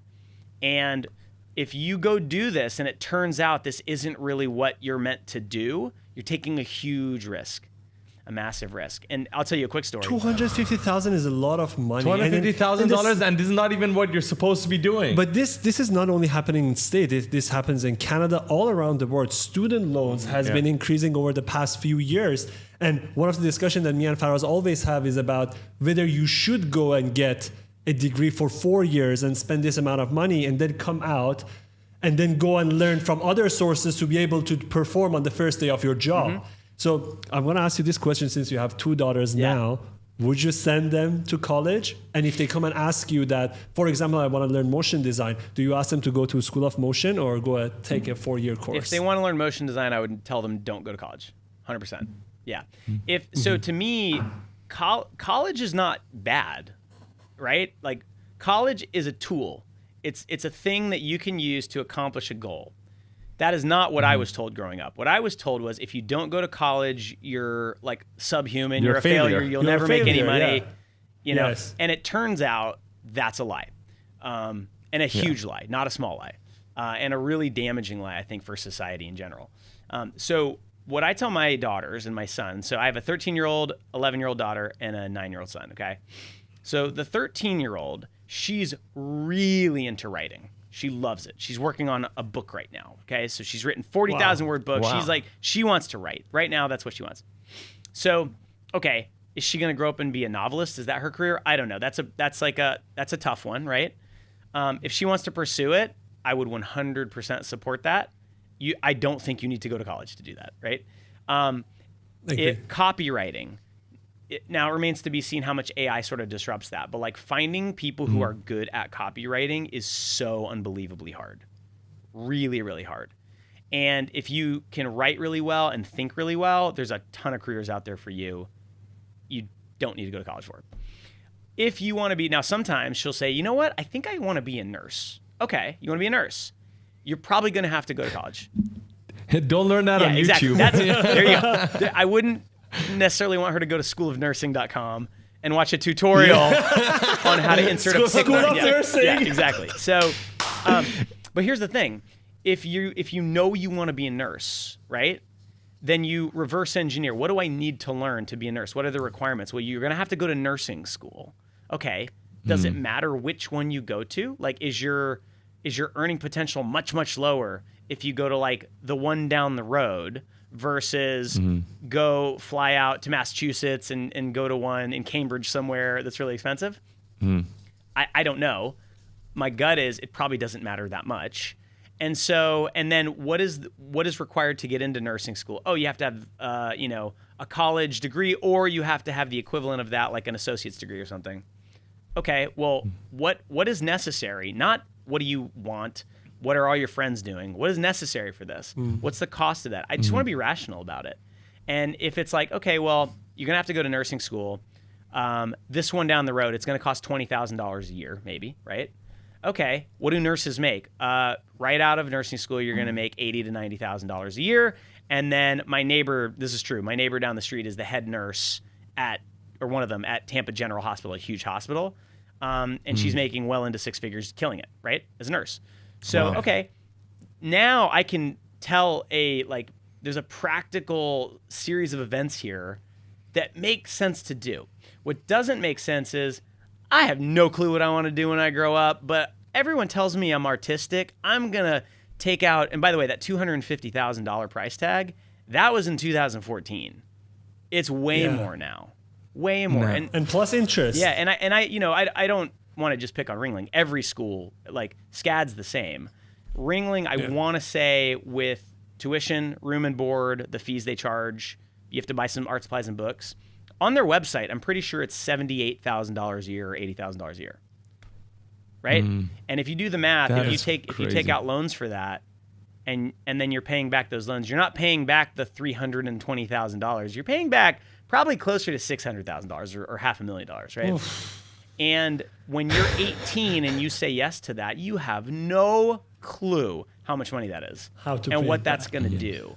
Like, if someone told me when I was 18, hey, you can go do this, but at the end of it, you're going to have a $4,000 a month bill that you have to pay, or they will garnish your wages. That's because that's the reality. So I'm cool with my kids going to college if there's a reason to go. They're not going just to go. But if you know what you want to do, for the case of nurse and lawyers, then you have to go. But what if you don't know what you want to do? Does it make sense to spend $250,000 to go and figure out? Because even if you're trying to figure out, you have to go down one niche. Path, so that doesn't mean you're necessarily going to figure it out right away. And I think that's one of my biggest problems with the school system is we're just learning the basics. At least the one I went to. I went to Iran originally, where I'm from, and most of it in Malaysia, actually in Asia. So I was learning the basics like English, mathematics, science. Never really anything that people do on a daily basis. I'd studied computer science. I only realized how coding worked the fucking day I went to university. So the first day I go there, I'm like, oh, so this is what coding is like. Not at all what I expected. And are you using it now? I don't use it. Not even once have I used it. I finished my degree. So I graduated, and for some reason, I still, I do not know how to code right now. I forgot everything. And that's the whole point, because I would say when I started my university, I was already working in esports at the time. So I already had something that I really loved. I was just doing it for the sake of doing it.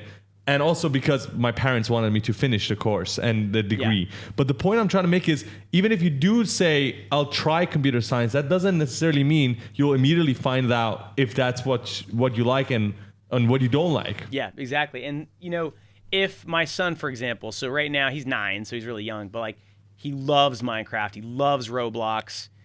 He loves, we downloaded, there's a software called Roblox Studio where you can build, it's like a 3D software. You can download, you can, put assets in, build your own levels. He loves it, right? Okay, cool. Maybe he likes 3D, or maybe he likes coding or something like that. If he's 18 and isn't sure, and what 18-year-old is sure what they want to do, right? Yeah. I would say, okay, if you want to see if you like coding, and maybe that's a career for you, let's brainstorm. What are some ways you could do that? Well, one way is you could go apply to college for computer science, which from my understanding isn't actually coding. Computer science is actually kind of a separate thing, but it seems like that's what most people think. And let's try to get into the best one. Let's try to get you into Stanford, and that's going to cost you a ridiculous amount of money, right? Or is there like a YouTube channel? You could just like go watch all their videos and try a bunch of stuff. Or is there an online, like coding boot camp that you could try that costs like like $2,000? Let's try that and see if you like it. I think there's so many ways to figure out what you like and try different things. Like me and my wife, my whole philosophy with raising our kids has been like expose them to everything, like as many things as we can.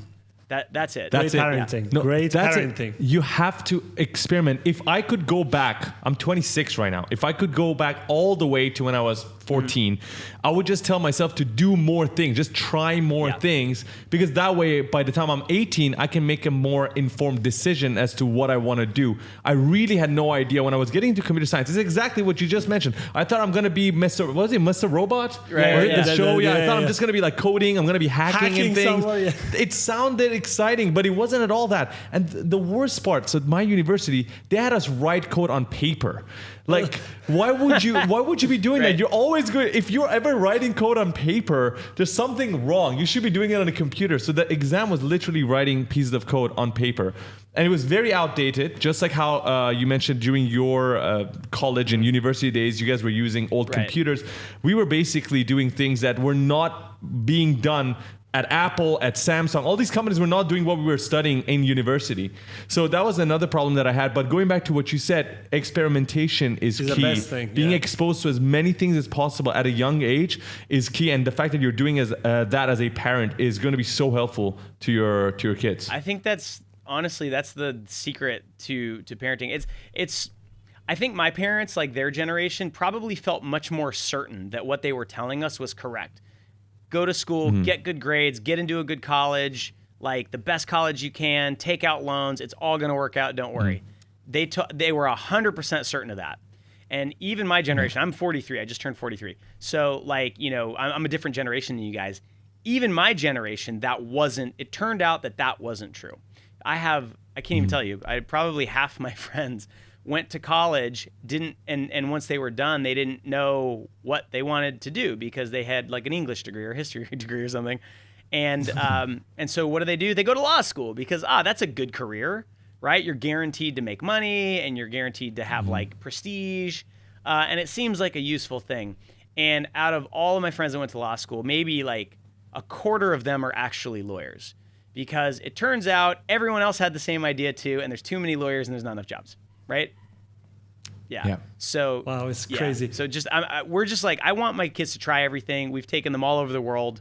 I want you to see how different countries do it. Maybe you like this country better. Maybe that's where you go live, and they have a totally different economy there. I honestly don't care if my son grows up and he moves to Dubai and he starts a business like, I don't know, like washing windows. You can make money. You can make a lot of money doing absolutely anything. Like my middle daughter, we started a business together over COVID. She got really into, I don't know, you guys don't have kids, right? So so there's this thing that got really popular of slime. And it's like, it's like when I grow up, you could buy this stuff called gack, and it was like this mushy kind of slimy stuff. So there's a lot of YouTubers that teach you how to make it, and you can make it smell different ways, different textures. So my daughter got into it. And so we started a slime business, and I taught her how to like make YouTube videos and how to use TikTok. And she's making slime, and in 1 month, she made about $900 selling slime. Okay. How old is she? Well, now she's 11. She was 9 at the time that we did this, right? Wow. We made a website together. She learned about, it was $900 of revenue. So she also learned about revenue versus profit, which was a there she goes, her business degree. Painful She lesson. doesn't need to go to business But like school. my point is like 9 years old. Slime. You could make a 7-figure business selling slime. Okay, yes. I'm convinced, and there's lots of them out there. So, the way I'm looking at the future for my kids is I honestly don't care what they do. Like, doesn't matter to me at all. If my son, who loves like building stuff with Legos wants to like, how, you know, I don't know, like you could sell Lego plans. Like this is actually like a niche, like people who design their own Lego sets, and then you can order the right pieces and build that. I guarantee there's a 7-figure business out there doing that. So I'm trying to make them into little entrepreneurs, basically. Absolutely agree with you. One more thing I'd like to add on to that I think is crucial is your network. Now, this network doesn't necessarily mean you have to be on LinkedIn and have all business people around you. Even as a 9-year-old, I believe your daughter was lucky that you were part of her network. Right. You're teaching her all of these things. I think for me, as in my experience, if I were to look at all of my friends at a time, if I were to follow in the majority of their footsteps, I would probably not be ending up where I am today. I was lucky in some areas. This is the part that I think it was luck, where some of my friends were doing specific esports related things, and that caught my attention. So it's really important as well at a young age to have the right group of friends. I'm reading Elon Musk's book right now, and just that group of friends that they've had, right, the PayPal mafia, how much of them have gone to do amazing work because they were just around each other, bouncing off ideas at different days, different times. But then years later, those ideas come to real life because they had those discussions. So it's really important as well, having the right people around you. And I'm sure your kids are lucky to have you to teach them all of these things at such a young age. Yeah, I mean, that's true. And, you know, one thing we try to do, so we homeschool our kids. And that doesn't mean that like they just sit at home and we teach them at home. Like they're out and doing things all day long. And they actually go to like something that's kind of like a school. We sort of pick and choose and assemble our own education for them, right? And what we're always looking for are things that they can go do where they can learn something from like an interesting person. That's kind of like that's all I care about, right? So my son right now, he's going 3 days a week to something called a forest school. In Europe, this is actually like a concept people are maybe more familiar with, but in the United States, this is like kind of a new idea. And the idea is like, what are the things that a 9-year-old boy should be learning to ensure future success? And you might think, oh, well, it's probably like math and you know, like learning history and stuff like that. And he is learning those things, but primarily what I think is going to affect the quality of his life is confidence. So that's all. Wow. That's what I'm optimizing for right now with him is confidence. So how do you do that? Well, if you're outside with your friends and, you know, like 9-year-old boys love to be outside, love to be digging in the dirt, climbing trees, all that kind of stuff, doing stupid stuff that could get them hurt, but then they do it anyway. And sometimes they get hurt, but then that teaches them resilience, or they don't get hurt. And now that, oh my God, I did it. That to me is so much more valuable than making sure he has the timetable memorized right now, right? He could do that next year. That's fine. And so that's kind of how we look at everything in education. It's like, what are we optimizing for? Are we optimizing for getting the same result as everybody else? No, we're not. Are we optimizing for academics? Well, for my middle one, we're thinking about it right now because she's very, very, very good at sort of like the traditional school stuff, right? Like if we put her in public school, I think she'd do well. So, and she seems to really like sort of those academic challenges. Okay, so maybe for her it makes sense. For my son, that makes no sense. We need to optimize for confidence, right? So that's kind of how I look at everything. Wow, that's really amazing the way you are treating differently all your kids. And I want to talk about something because me and Faraz, of course, talk about university and education and all these student loans. But at the same time, me and Faraz are really supporter of investing in yourself. So that doesn't mean that we are saying that, oh, you're spending $250,000 on a university degree. Maybe that's not a good idea. But at the same time, what are you doing with your money?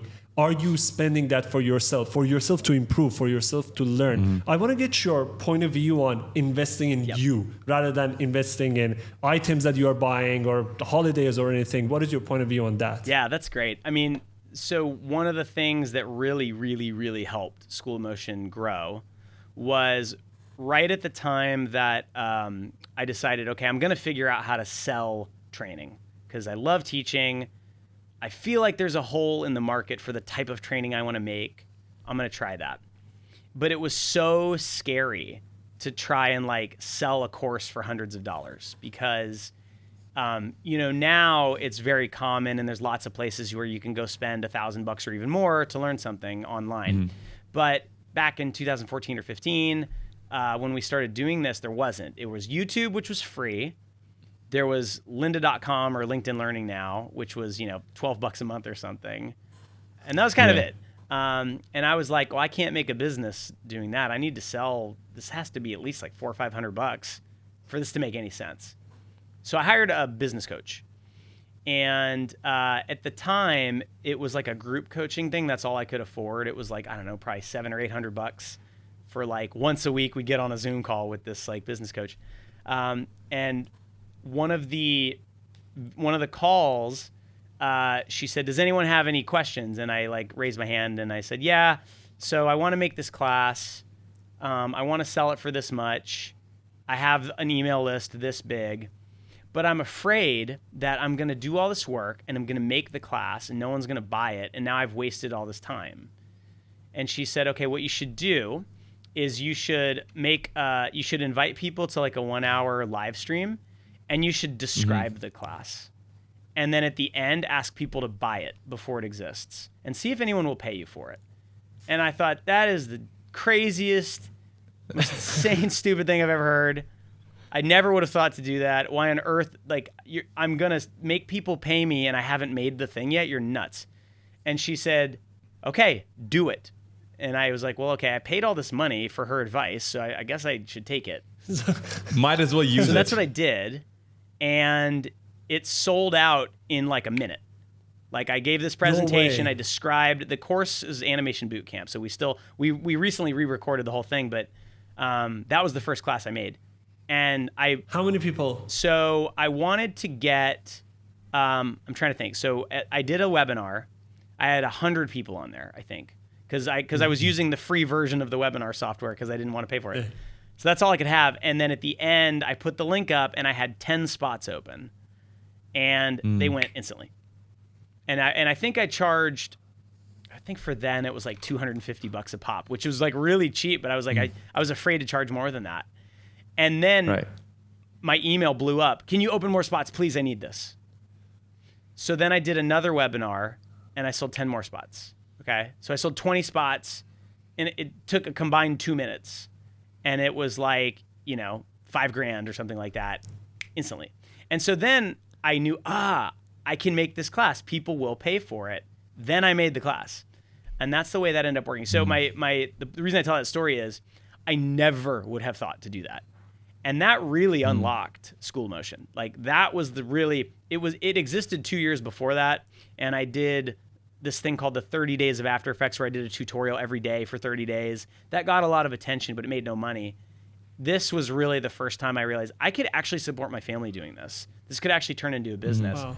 And the only reason that happened was because I invested in that business coach.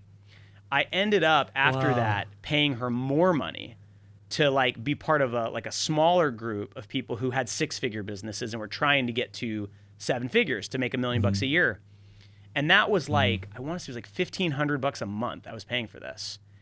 The very, very first call with her on that program, she said, okay, so how many seats of your course can you sell? Because we were about to like open up our sales again. And I was like, I think we can have 50 people this time. She's like, okay, if I told you you need to have 100 spots, what would break?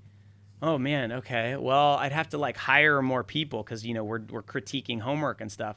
She's like, okay, go do that, and then report back. So so once you get off the phone with me, go open up 50 more spots. So you're selling 100 spots, and go hire more people. And I got all nervous. Okay, but what if they don't buy it? And of course, we open up, the whole thing sells out. We sell 100 spots. We hire more teachers. Dude. And it was and I was paying $1,500 a month, right, for a year. And so you do the math, that ends up being like $18,000 or something like that. It was pretty expensive. Yeah. The additional revenue I got from taking that one piece of advice paid for the whole thing, right? Wow. So, and I have so many examples of that. Yeah. So at this point, you are not non-experienced. You are an experienced person. It's been more than a decade that you've been working, and you still went for that business coach to help you with School of Motion or whatever business that you were doing at that time. What was the motive at that point to say, I need this coach, I need to invest in this? And because there is no definite result out of it, right? So you wouldn't know if it works out or no. Yeah. So I have a business coach now. I mean, I still have a business coach. Yeah. Okay. So I'll tell you why. So, like when you're at the beginning of your career, or if you're an entrepreneur and you're like starting a new business or something, right? At the beginning, the problem is you don't know what to do. But that phase ends very quickly, you know? Like business is fairly straightforward. And it's almost never the fact after a couple of years that you don't know what to do. You know what to do. You're just afraid to do it. You have a voice in your head that's telling you don't do it, it won't work, and you're going to be humiliated publicly. And then, you know, your wife's going to leave you and you're going to be homeless and, you know, living in a van down by the river. And maybe not everyone is built that way, but I could tell you. So I've done business coaching almost consistently through the whole life cycle of School of Motion. I've spent tens of thousands of dollars on coaches, and it is 100% worth it because there's always, like at this point, I know exactly what needs to happen. Like, okay, here's an example, right? So if there's somebody at School of Motion that isn't getting their job done, okay, but I love them. They've worked here forever. They're a great person. I care about them. They have a family. They have a mortgage, but they're not getting their job done. And I need to let them go. I know I do. Like, you know, and if it was like somebody else's business I was looking at, I'd be like, you need to let that person go. I know it's going to suck. It's going to be a horrible conversation, but it's the right thing to do. Not just for the business, but for that person. That person's not going to be successful. You got to do it. And I'm the type of person where I will procrastinate on a decision like that for years because I don't want to like be that uncomfortable and I'm a people pleaser. A business coach will help you figure out why you have that programming in your brain. Because not everyone has that. Some people will just like it doesn't affect them. I'm not like that. It really deeply affects me. And so a lot of my business coaching over the last few years has been about what are the bad software that I'm running that are making me procrastinate on things I know I'm supposed to do. I'm just not doing it. Or maybe I have blind spots. I'm not seeing certain things because, you know, I don't know, like I'm so set in my ways that I just need someone to sort of like wipe the dirt off the window for me and be like, no, just look, it's right there. Oh yeah. Wow. And I can't do that myself and no one can. So you have to like, that's why I think business coaches are actually really, really valuable. You know, it's not for telling you what to do. It's like convincing you to do it, what you know you're supposed to do. Who do you think is the right person to take these coaching lessons? When is it the right time to go and get one of these coaches for yourself? If you after this podcast, yeah, I mean, right after this podcast, if you're running a business, I think there's almost never a downside to having someone to talk to about it. There's different ways that, you know, like there's also mastermind groups, which is sort of another format for doing this, and I've done that in the past. How does that work? Mastermind group, there's a few ways it can work, but the basic idea is that if I have a business problem and I have a group of like 6 or 7 other people that all have completely different businesses, we could get together twice a month or once a month and we can just talk about our problems together. And just by having that many different perspectives, someone's gonna know the answer. And then you also have an accountability group. So that's typically called a mastermind group. And I was in one for a while, and the other businesses, it was like a lawyer. It was a guy running an Amazon like direct to consumer brand, selling hair products for Black women. That was his niche. There were 2 people that were sort of like business coaches and influencers, but they were like in specific niches. Like I'm trying to think. One was teaching like ad agency owners how to grow their business. So it was like this wildly different group of people, had nothing to do with the animation. Some of their businesses were like physical businesses, right? And mine wasn't. And I would find the advice that they would give me just like, here's something you need to ask your accountant, like that kind of stuff. is so helpful. And maybe there's a way to get that like organically without having to like pay and be part of a group. But I also find that like paying for stuff is a form of accountability. There's a reason, by the way, that our classes are expensive. Part of it has to do with they're gigantic and they have, you know, homework and interactivity, and we're paying teaching assistants. But another part of it is I really believe if you don't make it expensive, people won't do it. You have to put skin in the game or you won't do a difficult thing. And so that's another part of it too. I go to the gym, so I run a lot, but then twice a week I go to this gym and I have a trainer, because if I go to the gym, I know how to work out. I've been working out for 20 years. I know how to do it. But if I go, I'll push myself 80%. If I go with the trainer, they will push me like 200%. I worked out yesterday. Wow. I like couldn't walk after the workout. I literally had to lie on the floor afterwards. I would never push myself that hard on my own. I need someone to do it for me. So I think it's critical to find the version of that works for you. You mentioned in another podcast the average consumption rate of online courses are usually around completion rate. The completion rate, yeah, is single digits, yeah. And then for School of Motion is almost 50%. So one of the reasons, that's a crazy difference. And one of the reasons, of course, is the quality of the courses that you guys do, the level of production, the teacher assistant that you mentioned. But do you think the price point that you mentioned just now, does that have a role in people that, hey, I have paid $1,000, I have to finish this. I cannot let that, sit over there because I didn't pay $20 for it. I paid $1,000 for it. Yeah, 100%. Yeah, that plays into it. The fact that you have a teaching assistant that's like assigned to you, and they're talking to you, and they're expecting this stuff, this work to come in. And if it doesn't, they might reach out, hey, do you need any help? And then there's other students that you're seeing do it. So we try to layer all of these little signals to get people through it. And I mean, so here's an interesting story. So before we launched the first class, I was kind of being recruited by somebody at lynda.com before it was LinkedIn Learning, right? To make a class. And I was thinking about it because they're this huge company and it felt like kind of prestigious to be asked to do it. And so I was talking to this guy, and I still keep in touch with him, great guy. And he said, I'd love for you to do this. And he explained it. And I said, I'm going to have to respectfully say no, because I'm building School of Motion. I'm going to be putting content on there. I think it'd be weird if I made a class for you guys and then made one for my thing. So I'm going to say no. And he's like, no, I totally get it. Hey, do you happen to know anybody that can teach? I think he was looking for someone who could do match moving, like camera tracking with synthesize or something. And I go, yeah, I do actually, because I ran a studio and we actually use this guy all the time. He's amazing. But I have to ask you, why on earth does lynda.com need that class? It seems like most of your classes are like intro to this, the basics of this. That's super advanced and niche. Are people going to like pay to join lynda.com and pay a subscription so that they can take that class? Like, does that make you money if you make this?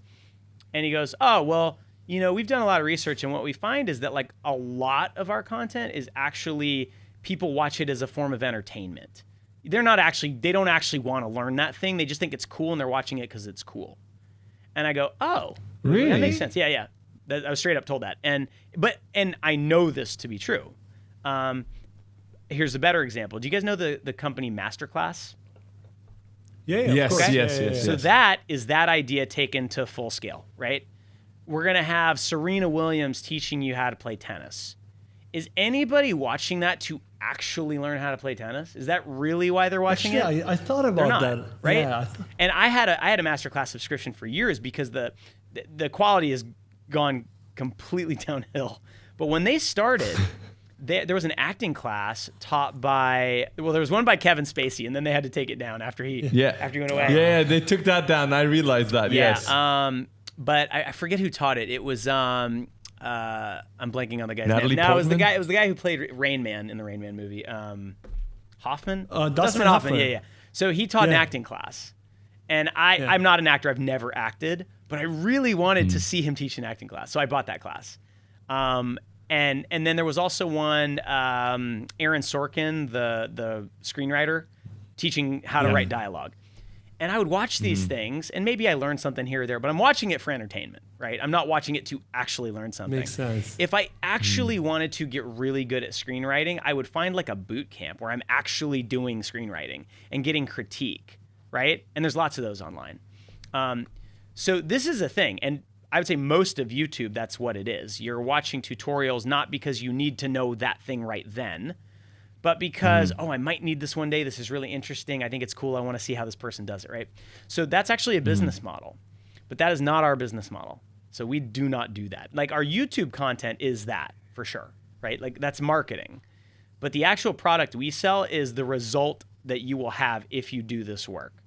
And so that's why we pick the price point based on that. We have this interactivity. Having homework and people critique it costs us so much money, because we have, not only are we paying the teaching assistants, but just organizing and training and managing, and this one goes on vacation and we have to, it's a ton of work to manage that.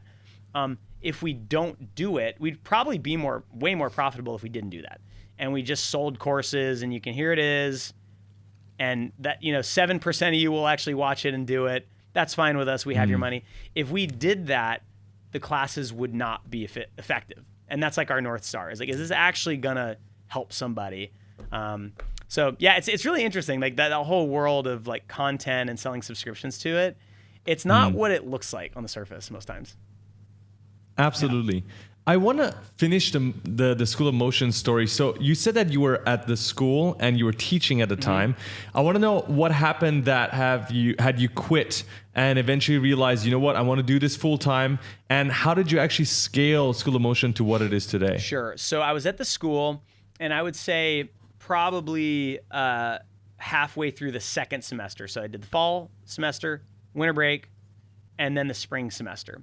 During that spring semester, I was freelancing on the side, and it started to turn into like a lot of money, because by that point I had really honed how I freelance.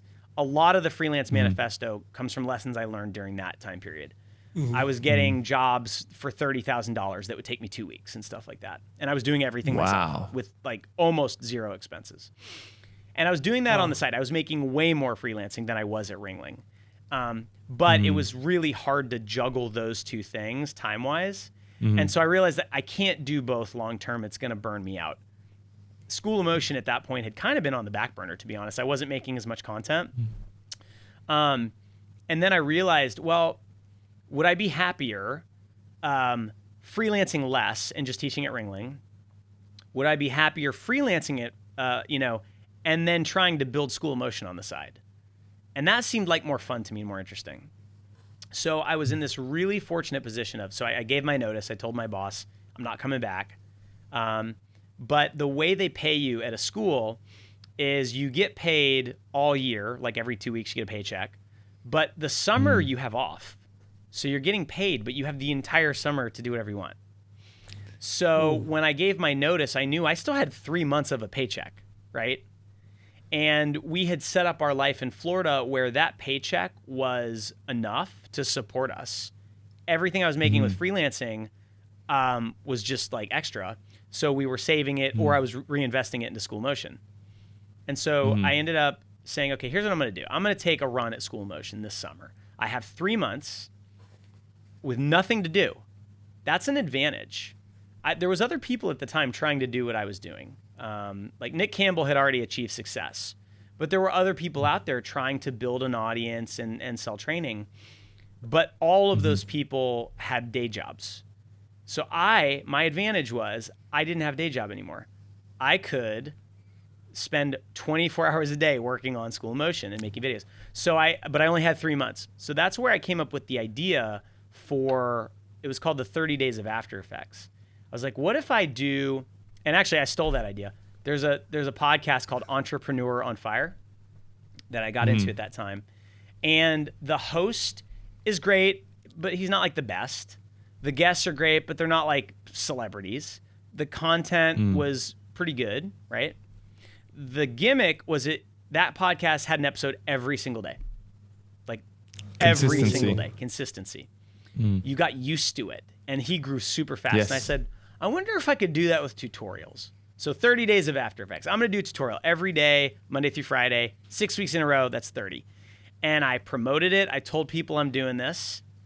And so then I had to do it. And then I recorded, I think, like the first 5. And then they started coming out.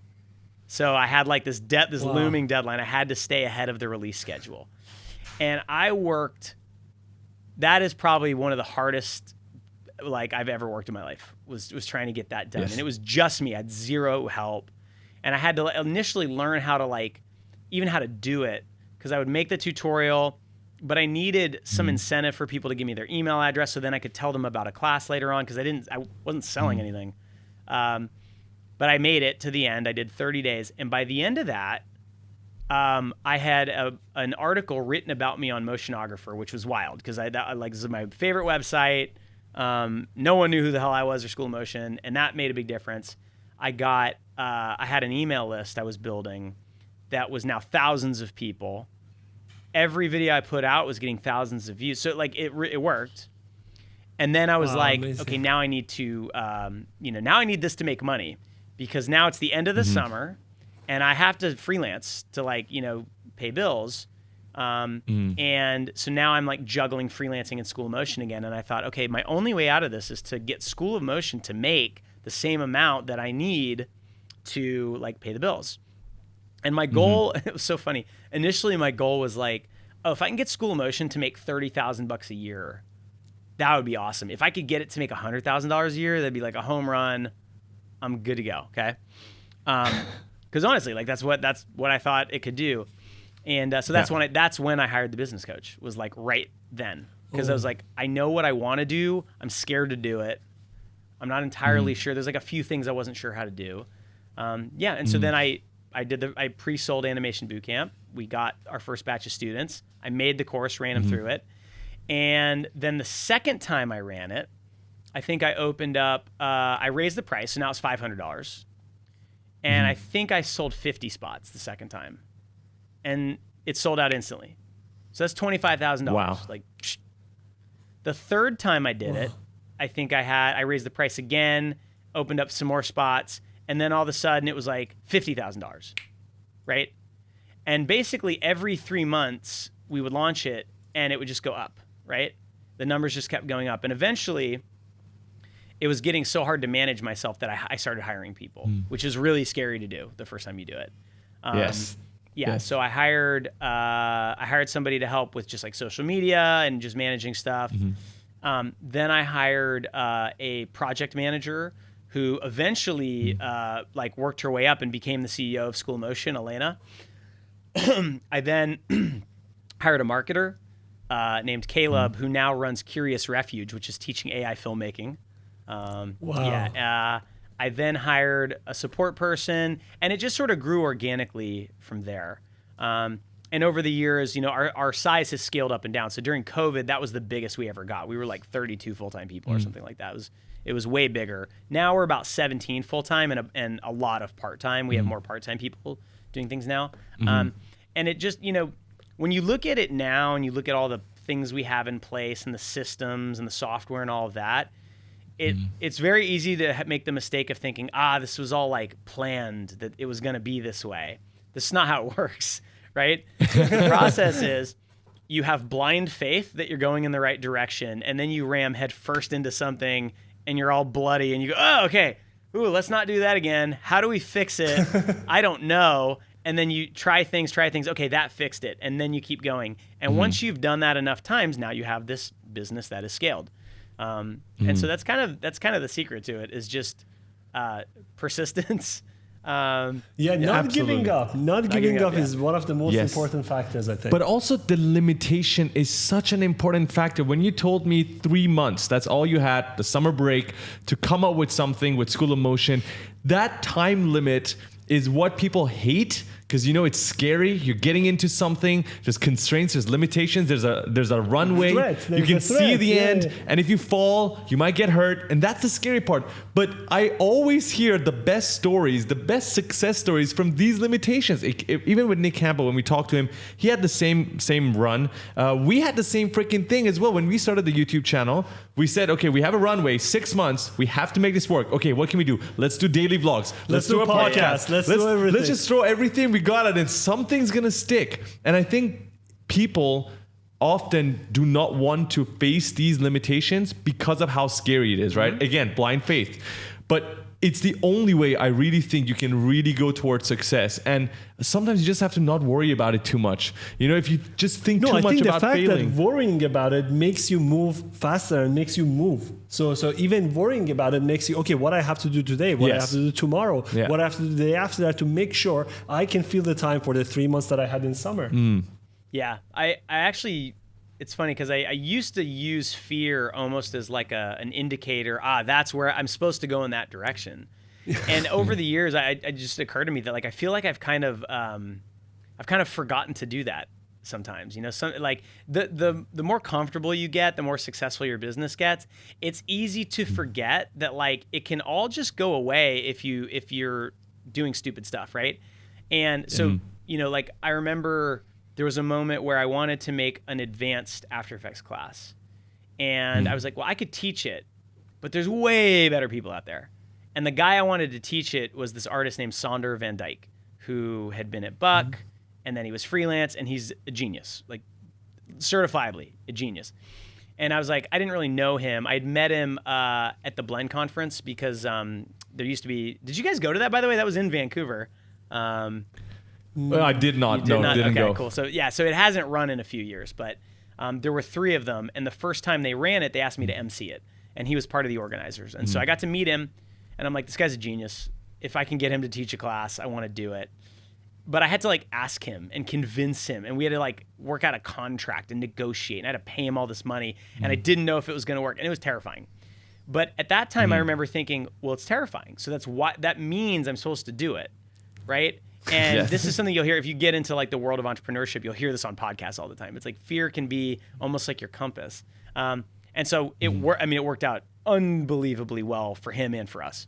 But then as you get more success, you tend to get a little more conservative with your business and you want to take less risks because you want to conserve what you have. And I've certainly fallen into that trap. There were probably 2 years where we didn't release new products because it was well, what we have is working so great. Let's not rock the boat. And that was the wrong decision, and we paid for it. So now I'm kind of getting back into that mode of okay, what makes me uncomfortable? Let's lean into that. Let's do that. I love that because sometimes me and Faraz, when we talk about it, Faraz always tell me, I think we are a bit comfortable now. Let's do something to break things apart and make sure we are stressed. I get shit scared when I realize everything's good. I get worried. When everything's perfect, I'm like, okay, there's something wrong. We're not taking any risks. We should change things right now. We should do something scary. That's how I look at it. And I feel like I although it's not how a lot of people operate, I feel like this is the way that you can operate if you want to achieve new things. It's always going to be scary. When you're trying something new, you're always going to suck at it in the beginning. Right. You're never going to be great at it, more often than not, unless you're extremely talented by random luck, right? Yeah. We use luck many times today. But I think more often than not, it's good to take those leaps of faith and try new things. And clearly, that's one of the reasons why you've been so successful. Thank you so much for sharing everything about School of Motion. And we've gone over time. I don't want to take too much of your time. I just want to quickly talk about Rolo as well, because that's a really exciting thing you've got going on. And I want you to tell people a little bit about it, because we did talk a little bit. We said it's like Tinder for artists and clients. I want to know a little bit more about it, actually. Yeah, sure. So the story behind Rolo is that, for years now, I get emails from studio owners and people who hire artists saying, hey, I need an artist. Joey, you must have this giant Rolodex of people. So can you give me, I need we're in London. Ideally, they're in the UK and can come to the office. And I need someone who knows Cinema 4D, but can also do a little bit of composite. So it's these very specific asks. And I'm thinking to myself, of course, there's probably 50 people exactly like that in my orbit. But the problem is I don't actually have all of that organized in a way where it's easy for me to find that for you. So what I did at first was I reached out to a lot of the studio owners that I know, and I just explained what I was thinking. I was like, hey, would you be interested if I like put something together where you could just like find the perfect artist really quickly? Would that be helpful to you? They all said yes. And what I did at first was I set up like, there's this concept in business called an MVP, and it stands for minimum viable product. So like, what's the simplest version of this that I could try? And I used like Typeform and Airtable, and I hacked together something where I invited 100 artists to set up a very simple profile, tag all the software you know, tag the skills you have, put a few images just to sort of let people know this is kind of what I do, and that's it.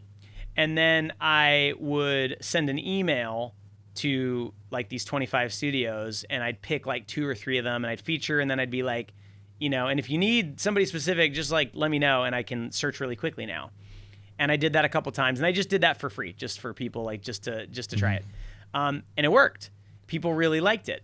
And then I think I asked them to pay, I think I asked people to pay $100 or something. Like, I'm going to keep doing this, pay $100 and I'll do it for 3 more months. Because it's actually really important. And this is something I'm learning with Rolo, by the way, is that if you have a good idea, you think it's a good idea, and you explain it to somebody, they will tell you it's a great idea. Oh my God, you're a genius. You're going to be rich if you do this. And then you say, okay, awesome. So give me your credit card. I'll charge you right now, and then I'll do this for you. Pay me for it. Then you find out the truth, right? Oh, well, no, I mean, it's a great idea. I don't need it, actually. You know, that kind of thing. But people paid for it. And so I was like, okay, this is a good idea. So then I wanted to make something that could do that sort of automatically for me, because I didn't want to keep having to do outreach and stuff like that. So the idea with Rolo was, can I build something where I can put in all this work to invite a whole bunch of artists that I know are good. They get on, and then they'll invite their friends, right? So that it's this automatic organic growth, because good artists are friends with good artists, right? My thesis was that I know good artists all over the world, but like only the ones that are on social media and make a lot of noise, right? Like for every, you know, Jorge in Vancouver who starts Ordinary Folk, there's people, there's really not that many people as good as him, to be honest. But there's people almost as good as him that you've never heard of, because they just aren't on social media. They're shy. They aren't good at promoting themselves. But like studios would love to know that they exist and have their contact info. So anyway, so I sort of kickstarted that. I ended up partnering with my friend Joe Donaldson, who's currently the design director at Buck. So he knows a million artists too. And he ran this company called Hold Frame that School Motion acquired a few years back. So we've become really good friends. So he helped me by inviting some of his friends who are like some of the best artists on earth. I invited a bunch of mine, and we built this system. And I just built it myself, because again, like I have this talent stack. I can sort of kind of code, and I know how the internet works, and did that. And I built basically this automated Rube Goldberg machine called Rolo. So what happens now is every time an artist gets accepted, so you have to apply to be on it. So we don't accept everybody. You set up a profile. I love that part. You set up a profile, and we look at it, and we decide, is the work at a high enough quality where we'd feel comfortable recommending you to people? The answer is yes. You get accepted. And then you get a code you can give to somebody. And so that's kind of how it's grown. It's going completely organically in that way. We're up to almost 2,000 artists on it in like 80. And how long has it been going on for now? I think we started the beta of it last January. So it's been a little more than a year. Yeah. And Joey, can I tell you why I'm saying that we loved Rolo? We literally started using it today. Okay. And the reason for that is because Bad Decision Studio, so aside from the content that we do, we also work with some partners. And for the work that we do with our partners, they're usually extremely challenging, unique works. For instance, we just created a Fortnite map using UEFN. For the Fortnite map, we needed some specific skills, like different skills, sometimes for 2 months, sometimes maybe just for a week, right? Different sets of skills. Some might use Illustrator, some Photoshop for a thumbnail, for example, for the Fortnite map. And we have spent so much time on Instagram looking for the right hashtags, making sure our algorithm switches to the specific artist we're looking for. So after a week, we can start finding the right people. And then today we went on Rolo. You get a 30-day trial, so that was great. We just went on it, and then immediately I was like, "Holy shit, Farad, we can use this person for this project. We can use this guy for this and then, project." No, I love the tags where you put the different softwares and then roles. So I could select Houdini, Unreal Engine. Farad put Houdini. I was like, "There's no way there's gonna be Houdini artists," and maybe like Photoshop, After Effects, and then Houdini just like boom. There's a list of Houdini artists. I'm like, shit. It's really good. It's really good. That's awesome. That's awesome to hear. I mean, so what we found. So I'll tell you the challenges with Rolo. So I feel like what we've done right so far. We validated it, right? So I didn't just build the whole thing and hope people would buy it, right? So it's the same thing pre-selling the animation class. I did a version of that with Rolo. So when I finally it took a few months to build the software, right? To build the site. And then Joe Donaldson made our marketing site for it. So we have like the landing page, and then we have the actual app. Took a few months to build that, but I knew people would use it because we'd already had people pay for it. Then we did a beta, and I invited, I think, 10 or 11 studios, and I made them pay, I forget, like $300 or $400 for 3 months. And they used it every day, and they had to give us feedback, and we were changing features and all that kind of stuff. And now it just runs automatically. And I'd have to check. I think there's 15 or 16 studios that are currently paying for it. And we built it in such a way so that even at that low level, like, it's profitable. So it can run basically forever. Amazing. And what we're finding is that it solves a problem. It solves a real problem. And you guys are like, it's good to hear you talk about it because like that's the same problem everybody has. But it's kind of an intermittent problem. Like when you have that problem, if there's something that solves it, you'll pay anything for it, right? Yeah. But you may only have that problem, depending on the size of your studio, you may only have that problem like twice a year, right? Where you need a specific skill set and you don't already know the person that has it, right? So we're starting to iterate on it a little bit and thinking about, well, one of the reasons it's been more difficult than I thought to scale it. I assumed by now there'd be hundreds of companies using it. Part of that is just the marketing challenge of it, but I think the big problem is that companies have that hiring problem less frequently than you might think. And when they have that problem, that's when they email Joey and say, hey, do you have somebody? Now they can just go use Rolo. So what we're trying to figure out now is how do we get Rolo in front of those people right when they have that problem? Or how do we make Rolo more accessible so that it, maybe there's a different business model involved, but it's been such a fun project to work on. And basically everyone who uses it says some version of what you just said. Like, this is so useful. Like, I'm glad this exists. And the good news is it keeps growing and, it should be around for a long time. That's amazing. The best part is you guys done the vetting part in the beginning. So the most difficult part when me and Faraz are looking for artists in a specific scenario is that to make sure that, okay, his work is good, highest quality, but you guys have already done that. So for now we just need to look at whether they are available, what time zone they are, and then boom. Yeah. No, it was an amazing interface as well, and we love that. I have one last question for you. What mistake did you avoid this time making Rolo that you might have made while scaling School of Motion? Interesting. I mean, I've made so many mistakes. I would say like the biggest mistake that I've made with School of Motion, in that, it's kind of a mistake about that takes years to fix, right? And so we're still fixing it. The mistake is that you have to understand that when your company grows, it can grow in two different ways. You can grow slowly and basically make sure that you're profitable and pick some percentage of those profits to reinvest.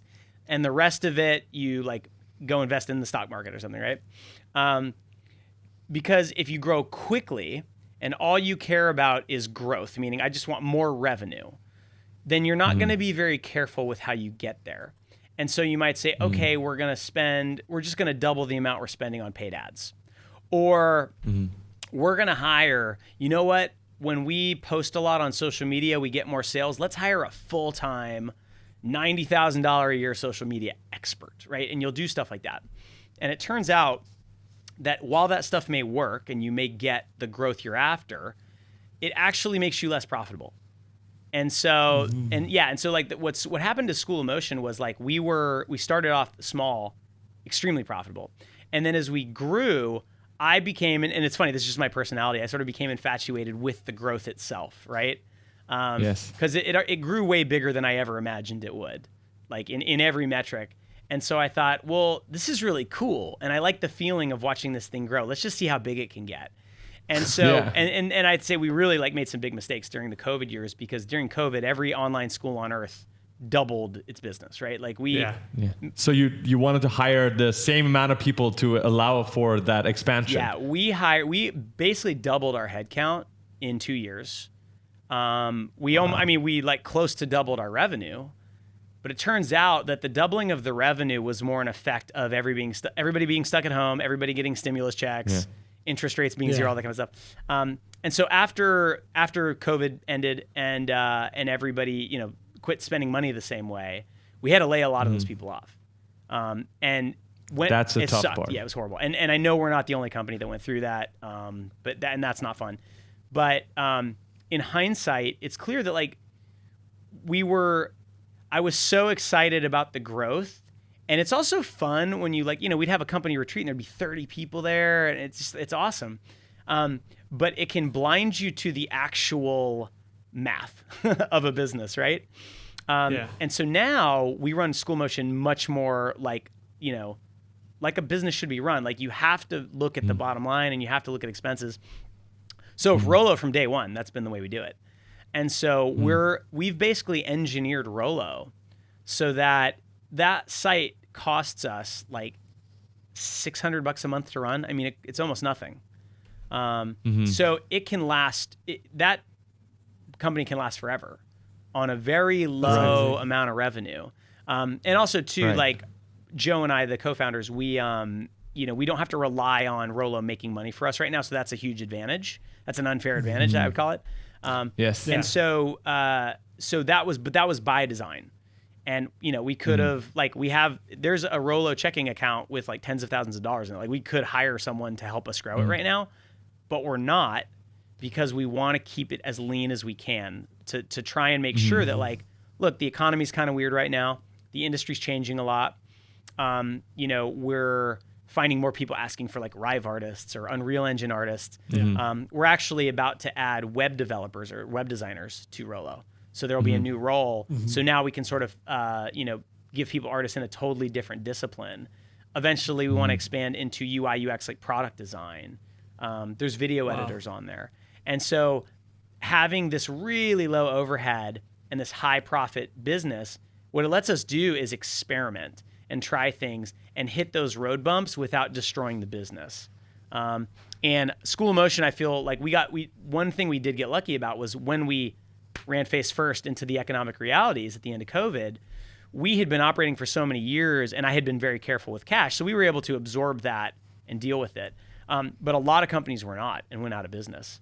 And it's going to be very interesting over the next few months. I heard just the other day, another pretty well-known company had to do a big round of layoffs because things are just changing right now. Like we're just kind of in a weird economic time. And you'll see businesses that you think are killing it, and then they're gone the next day. And so I'm being very careful with Rolo to build it in a way where that's just not going to happen. And then School of Motion, we're lucky because it's a mature business, so we can absorb a lot more. And also too, I'm excited about School of Motion because this is the first time in a long time where I've been like, I am not actually sure what the future of motion design looks like. Like for years, it was like, it's After Effects, it's Cinema 4D, it's probably Blender too. And then Houdini's always going to be sort of this like little niche thing. Now I'm on the beta for Unreal Engine's new motion graphics tool. Motion design. It's unbelievable, guys. Like it's rough around the edges and there's a lot of work to do on it. But that could really disrupt some of these huge companies like VizRT and Chiron. I mean, it could really be a whole new way of doing it. Rive, if anyone listens to the School of Motion podcast, I mention it on every episode now. And I'm an advisor there, so I feel like I should probably disclose that. I think Rive's going to be as big as After Effects one day. Like it's that kind of groundbreaking what they're doing. And I don't think most motion designers really get why it's so great yet. The animation tools are great and it's real time and it's just really easy to use. But there's this other layer to it of interaction design that is, the opportunities there are gargantuan compared to like traditional linear motion design. But this is all new stuff, and like I'm learning Rive as I'm creating a course for it, and it's so fun to do that kind of stuff. It kind of brings me back to like the early days of School of Motion. So I'm pretty fired up right now. Well, first of all, thank you so much for that last response that you gave to the mistake that you learned from. I believe that running a business efficiently and lean is definitely one of the best answers. And I learned a lot through this podcast. And one more thing I want to say, I'm glad that, I hope that your co-founders at Toil are not listening to this, but I'm glad that you left Toil at the time, because clearly even talking about your experience now, learning Rive, all of this, being in the field yourself is what you love to do. And I can see that as you're talking about it. And I wish you grand success. I think both of us actually for what you're going to be doing at Rolo. We're going to be testing out. We're going to be using it ourselves. We just had our first test today. And I recommend everybody watching and listening to give it a try as well. School of Motion podcast as well. That's where I think me and you have to go and listen to some of the stuff you're talking about with Rive and the Unreal Engine motion design. So many exciting things. And generally, I just want to say thank you so much for coming on and giving us your time. It was a wonderful chat. Well, I really appreciate you guys inviting me. This was a lot of fun. I don't often get to like go that far back in time and kind of remember how I ended up here. So this was a lot of fun, and good luck to both of you on your channel and everything you're doing. I really, really think you guys are awesome. You're onto something. Thank you so much, Joey. Thank you so much. It means a lot, man. And for everybody watching and listening, we'll see you guys on the next episode. Until then, ciao. Ciao.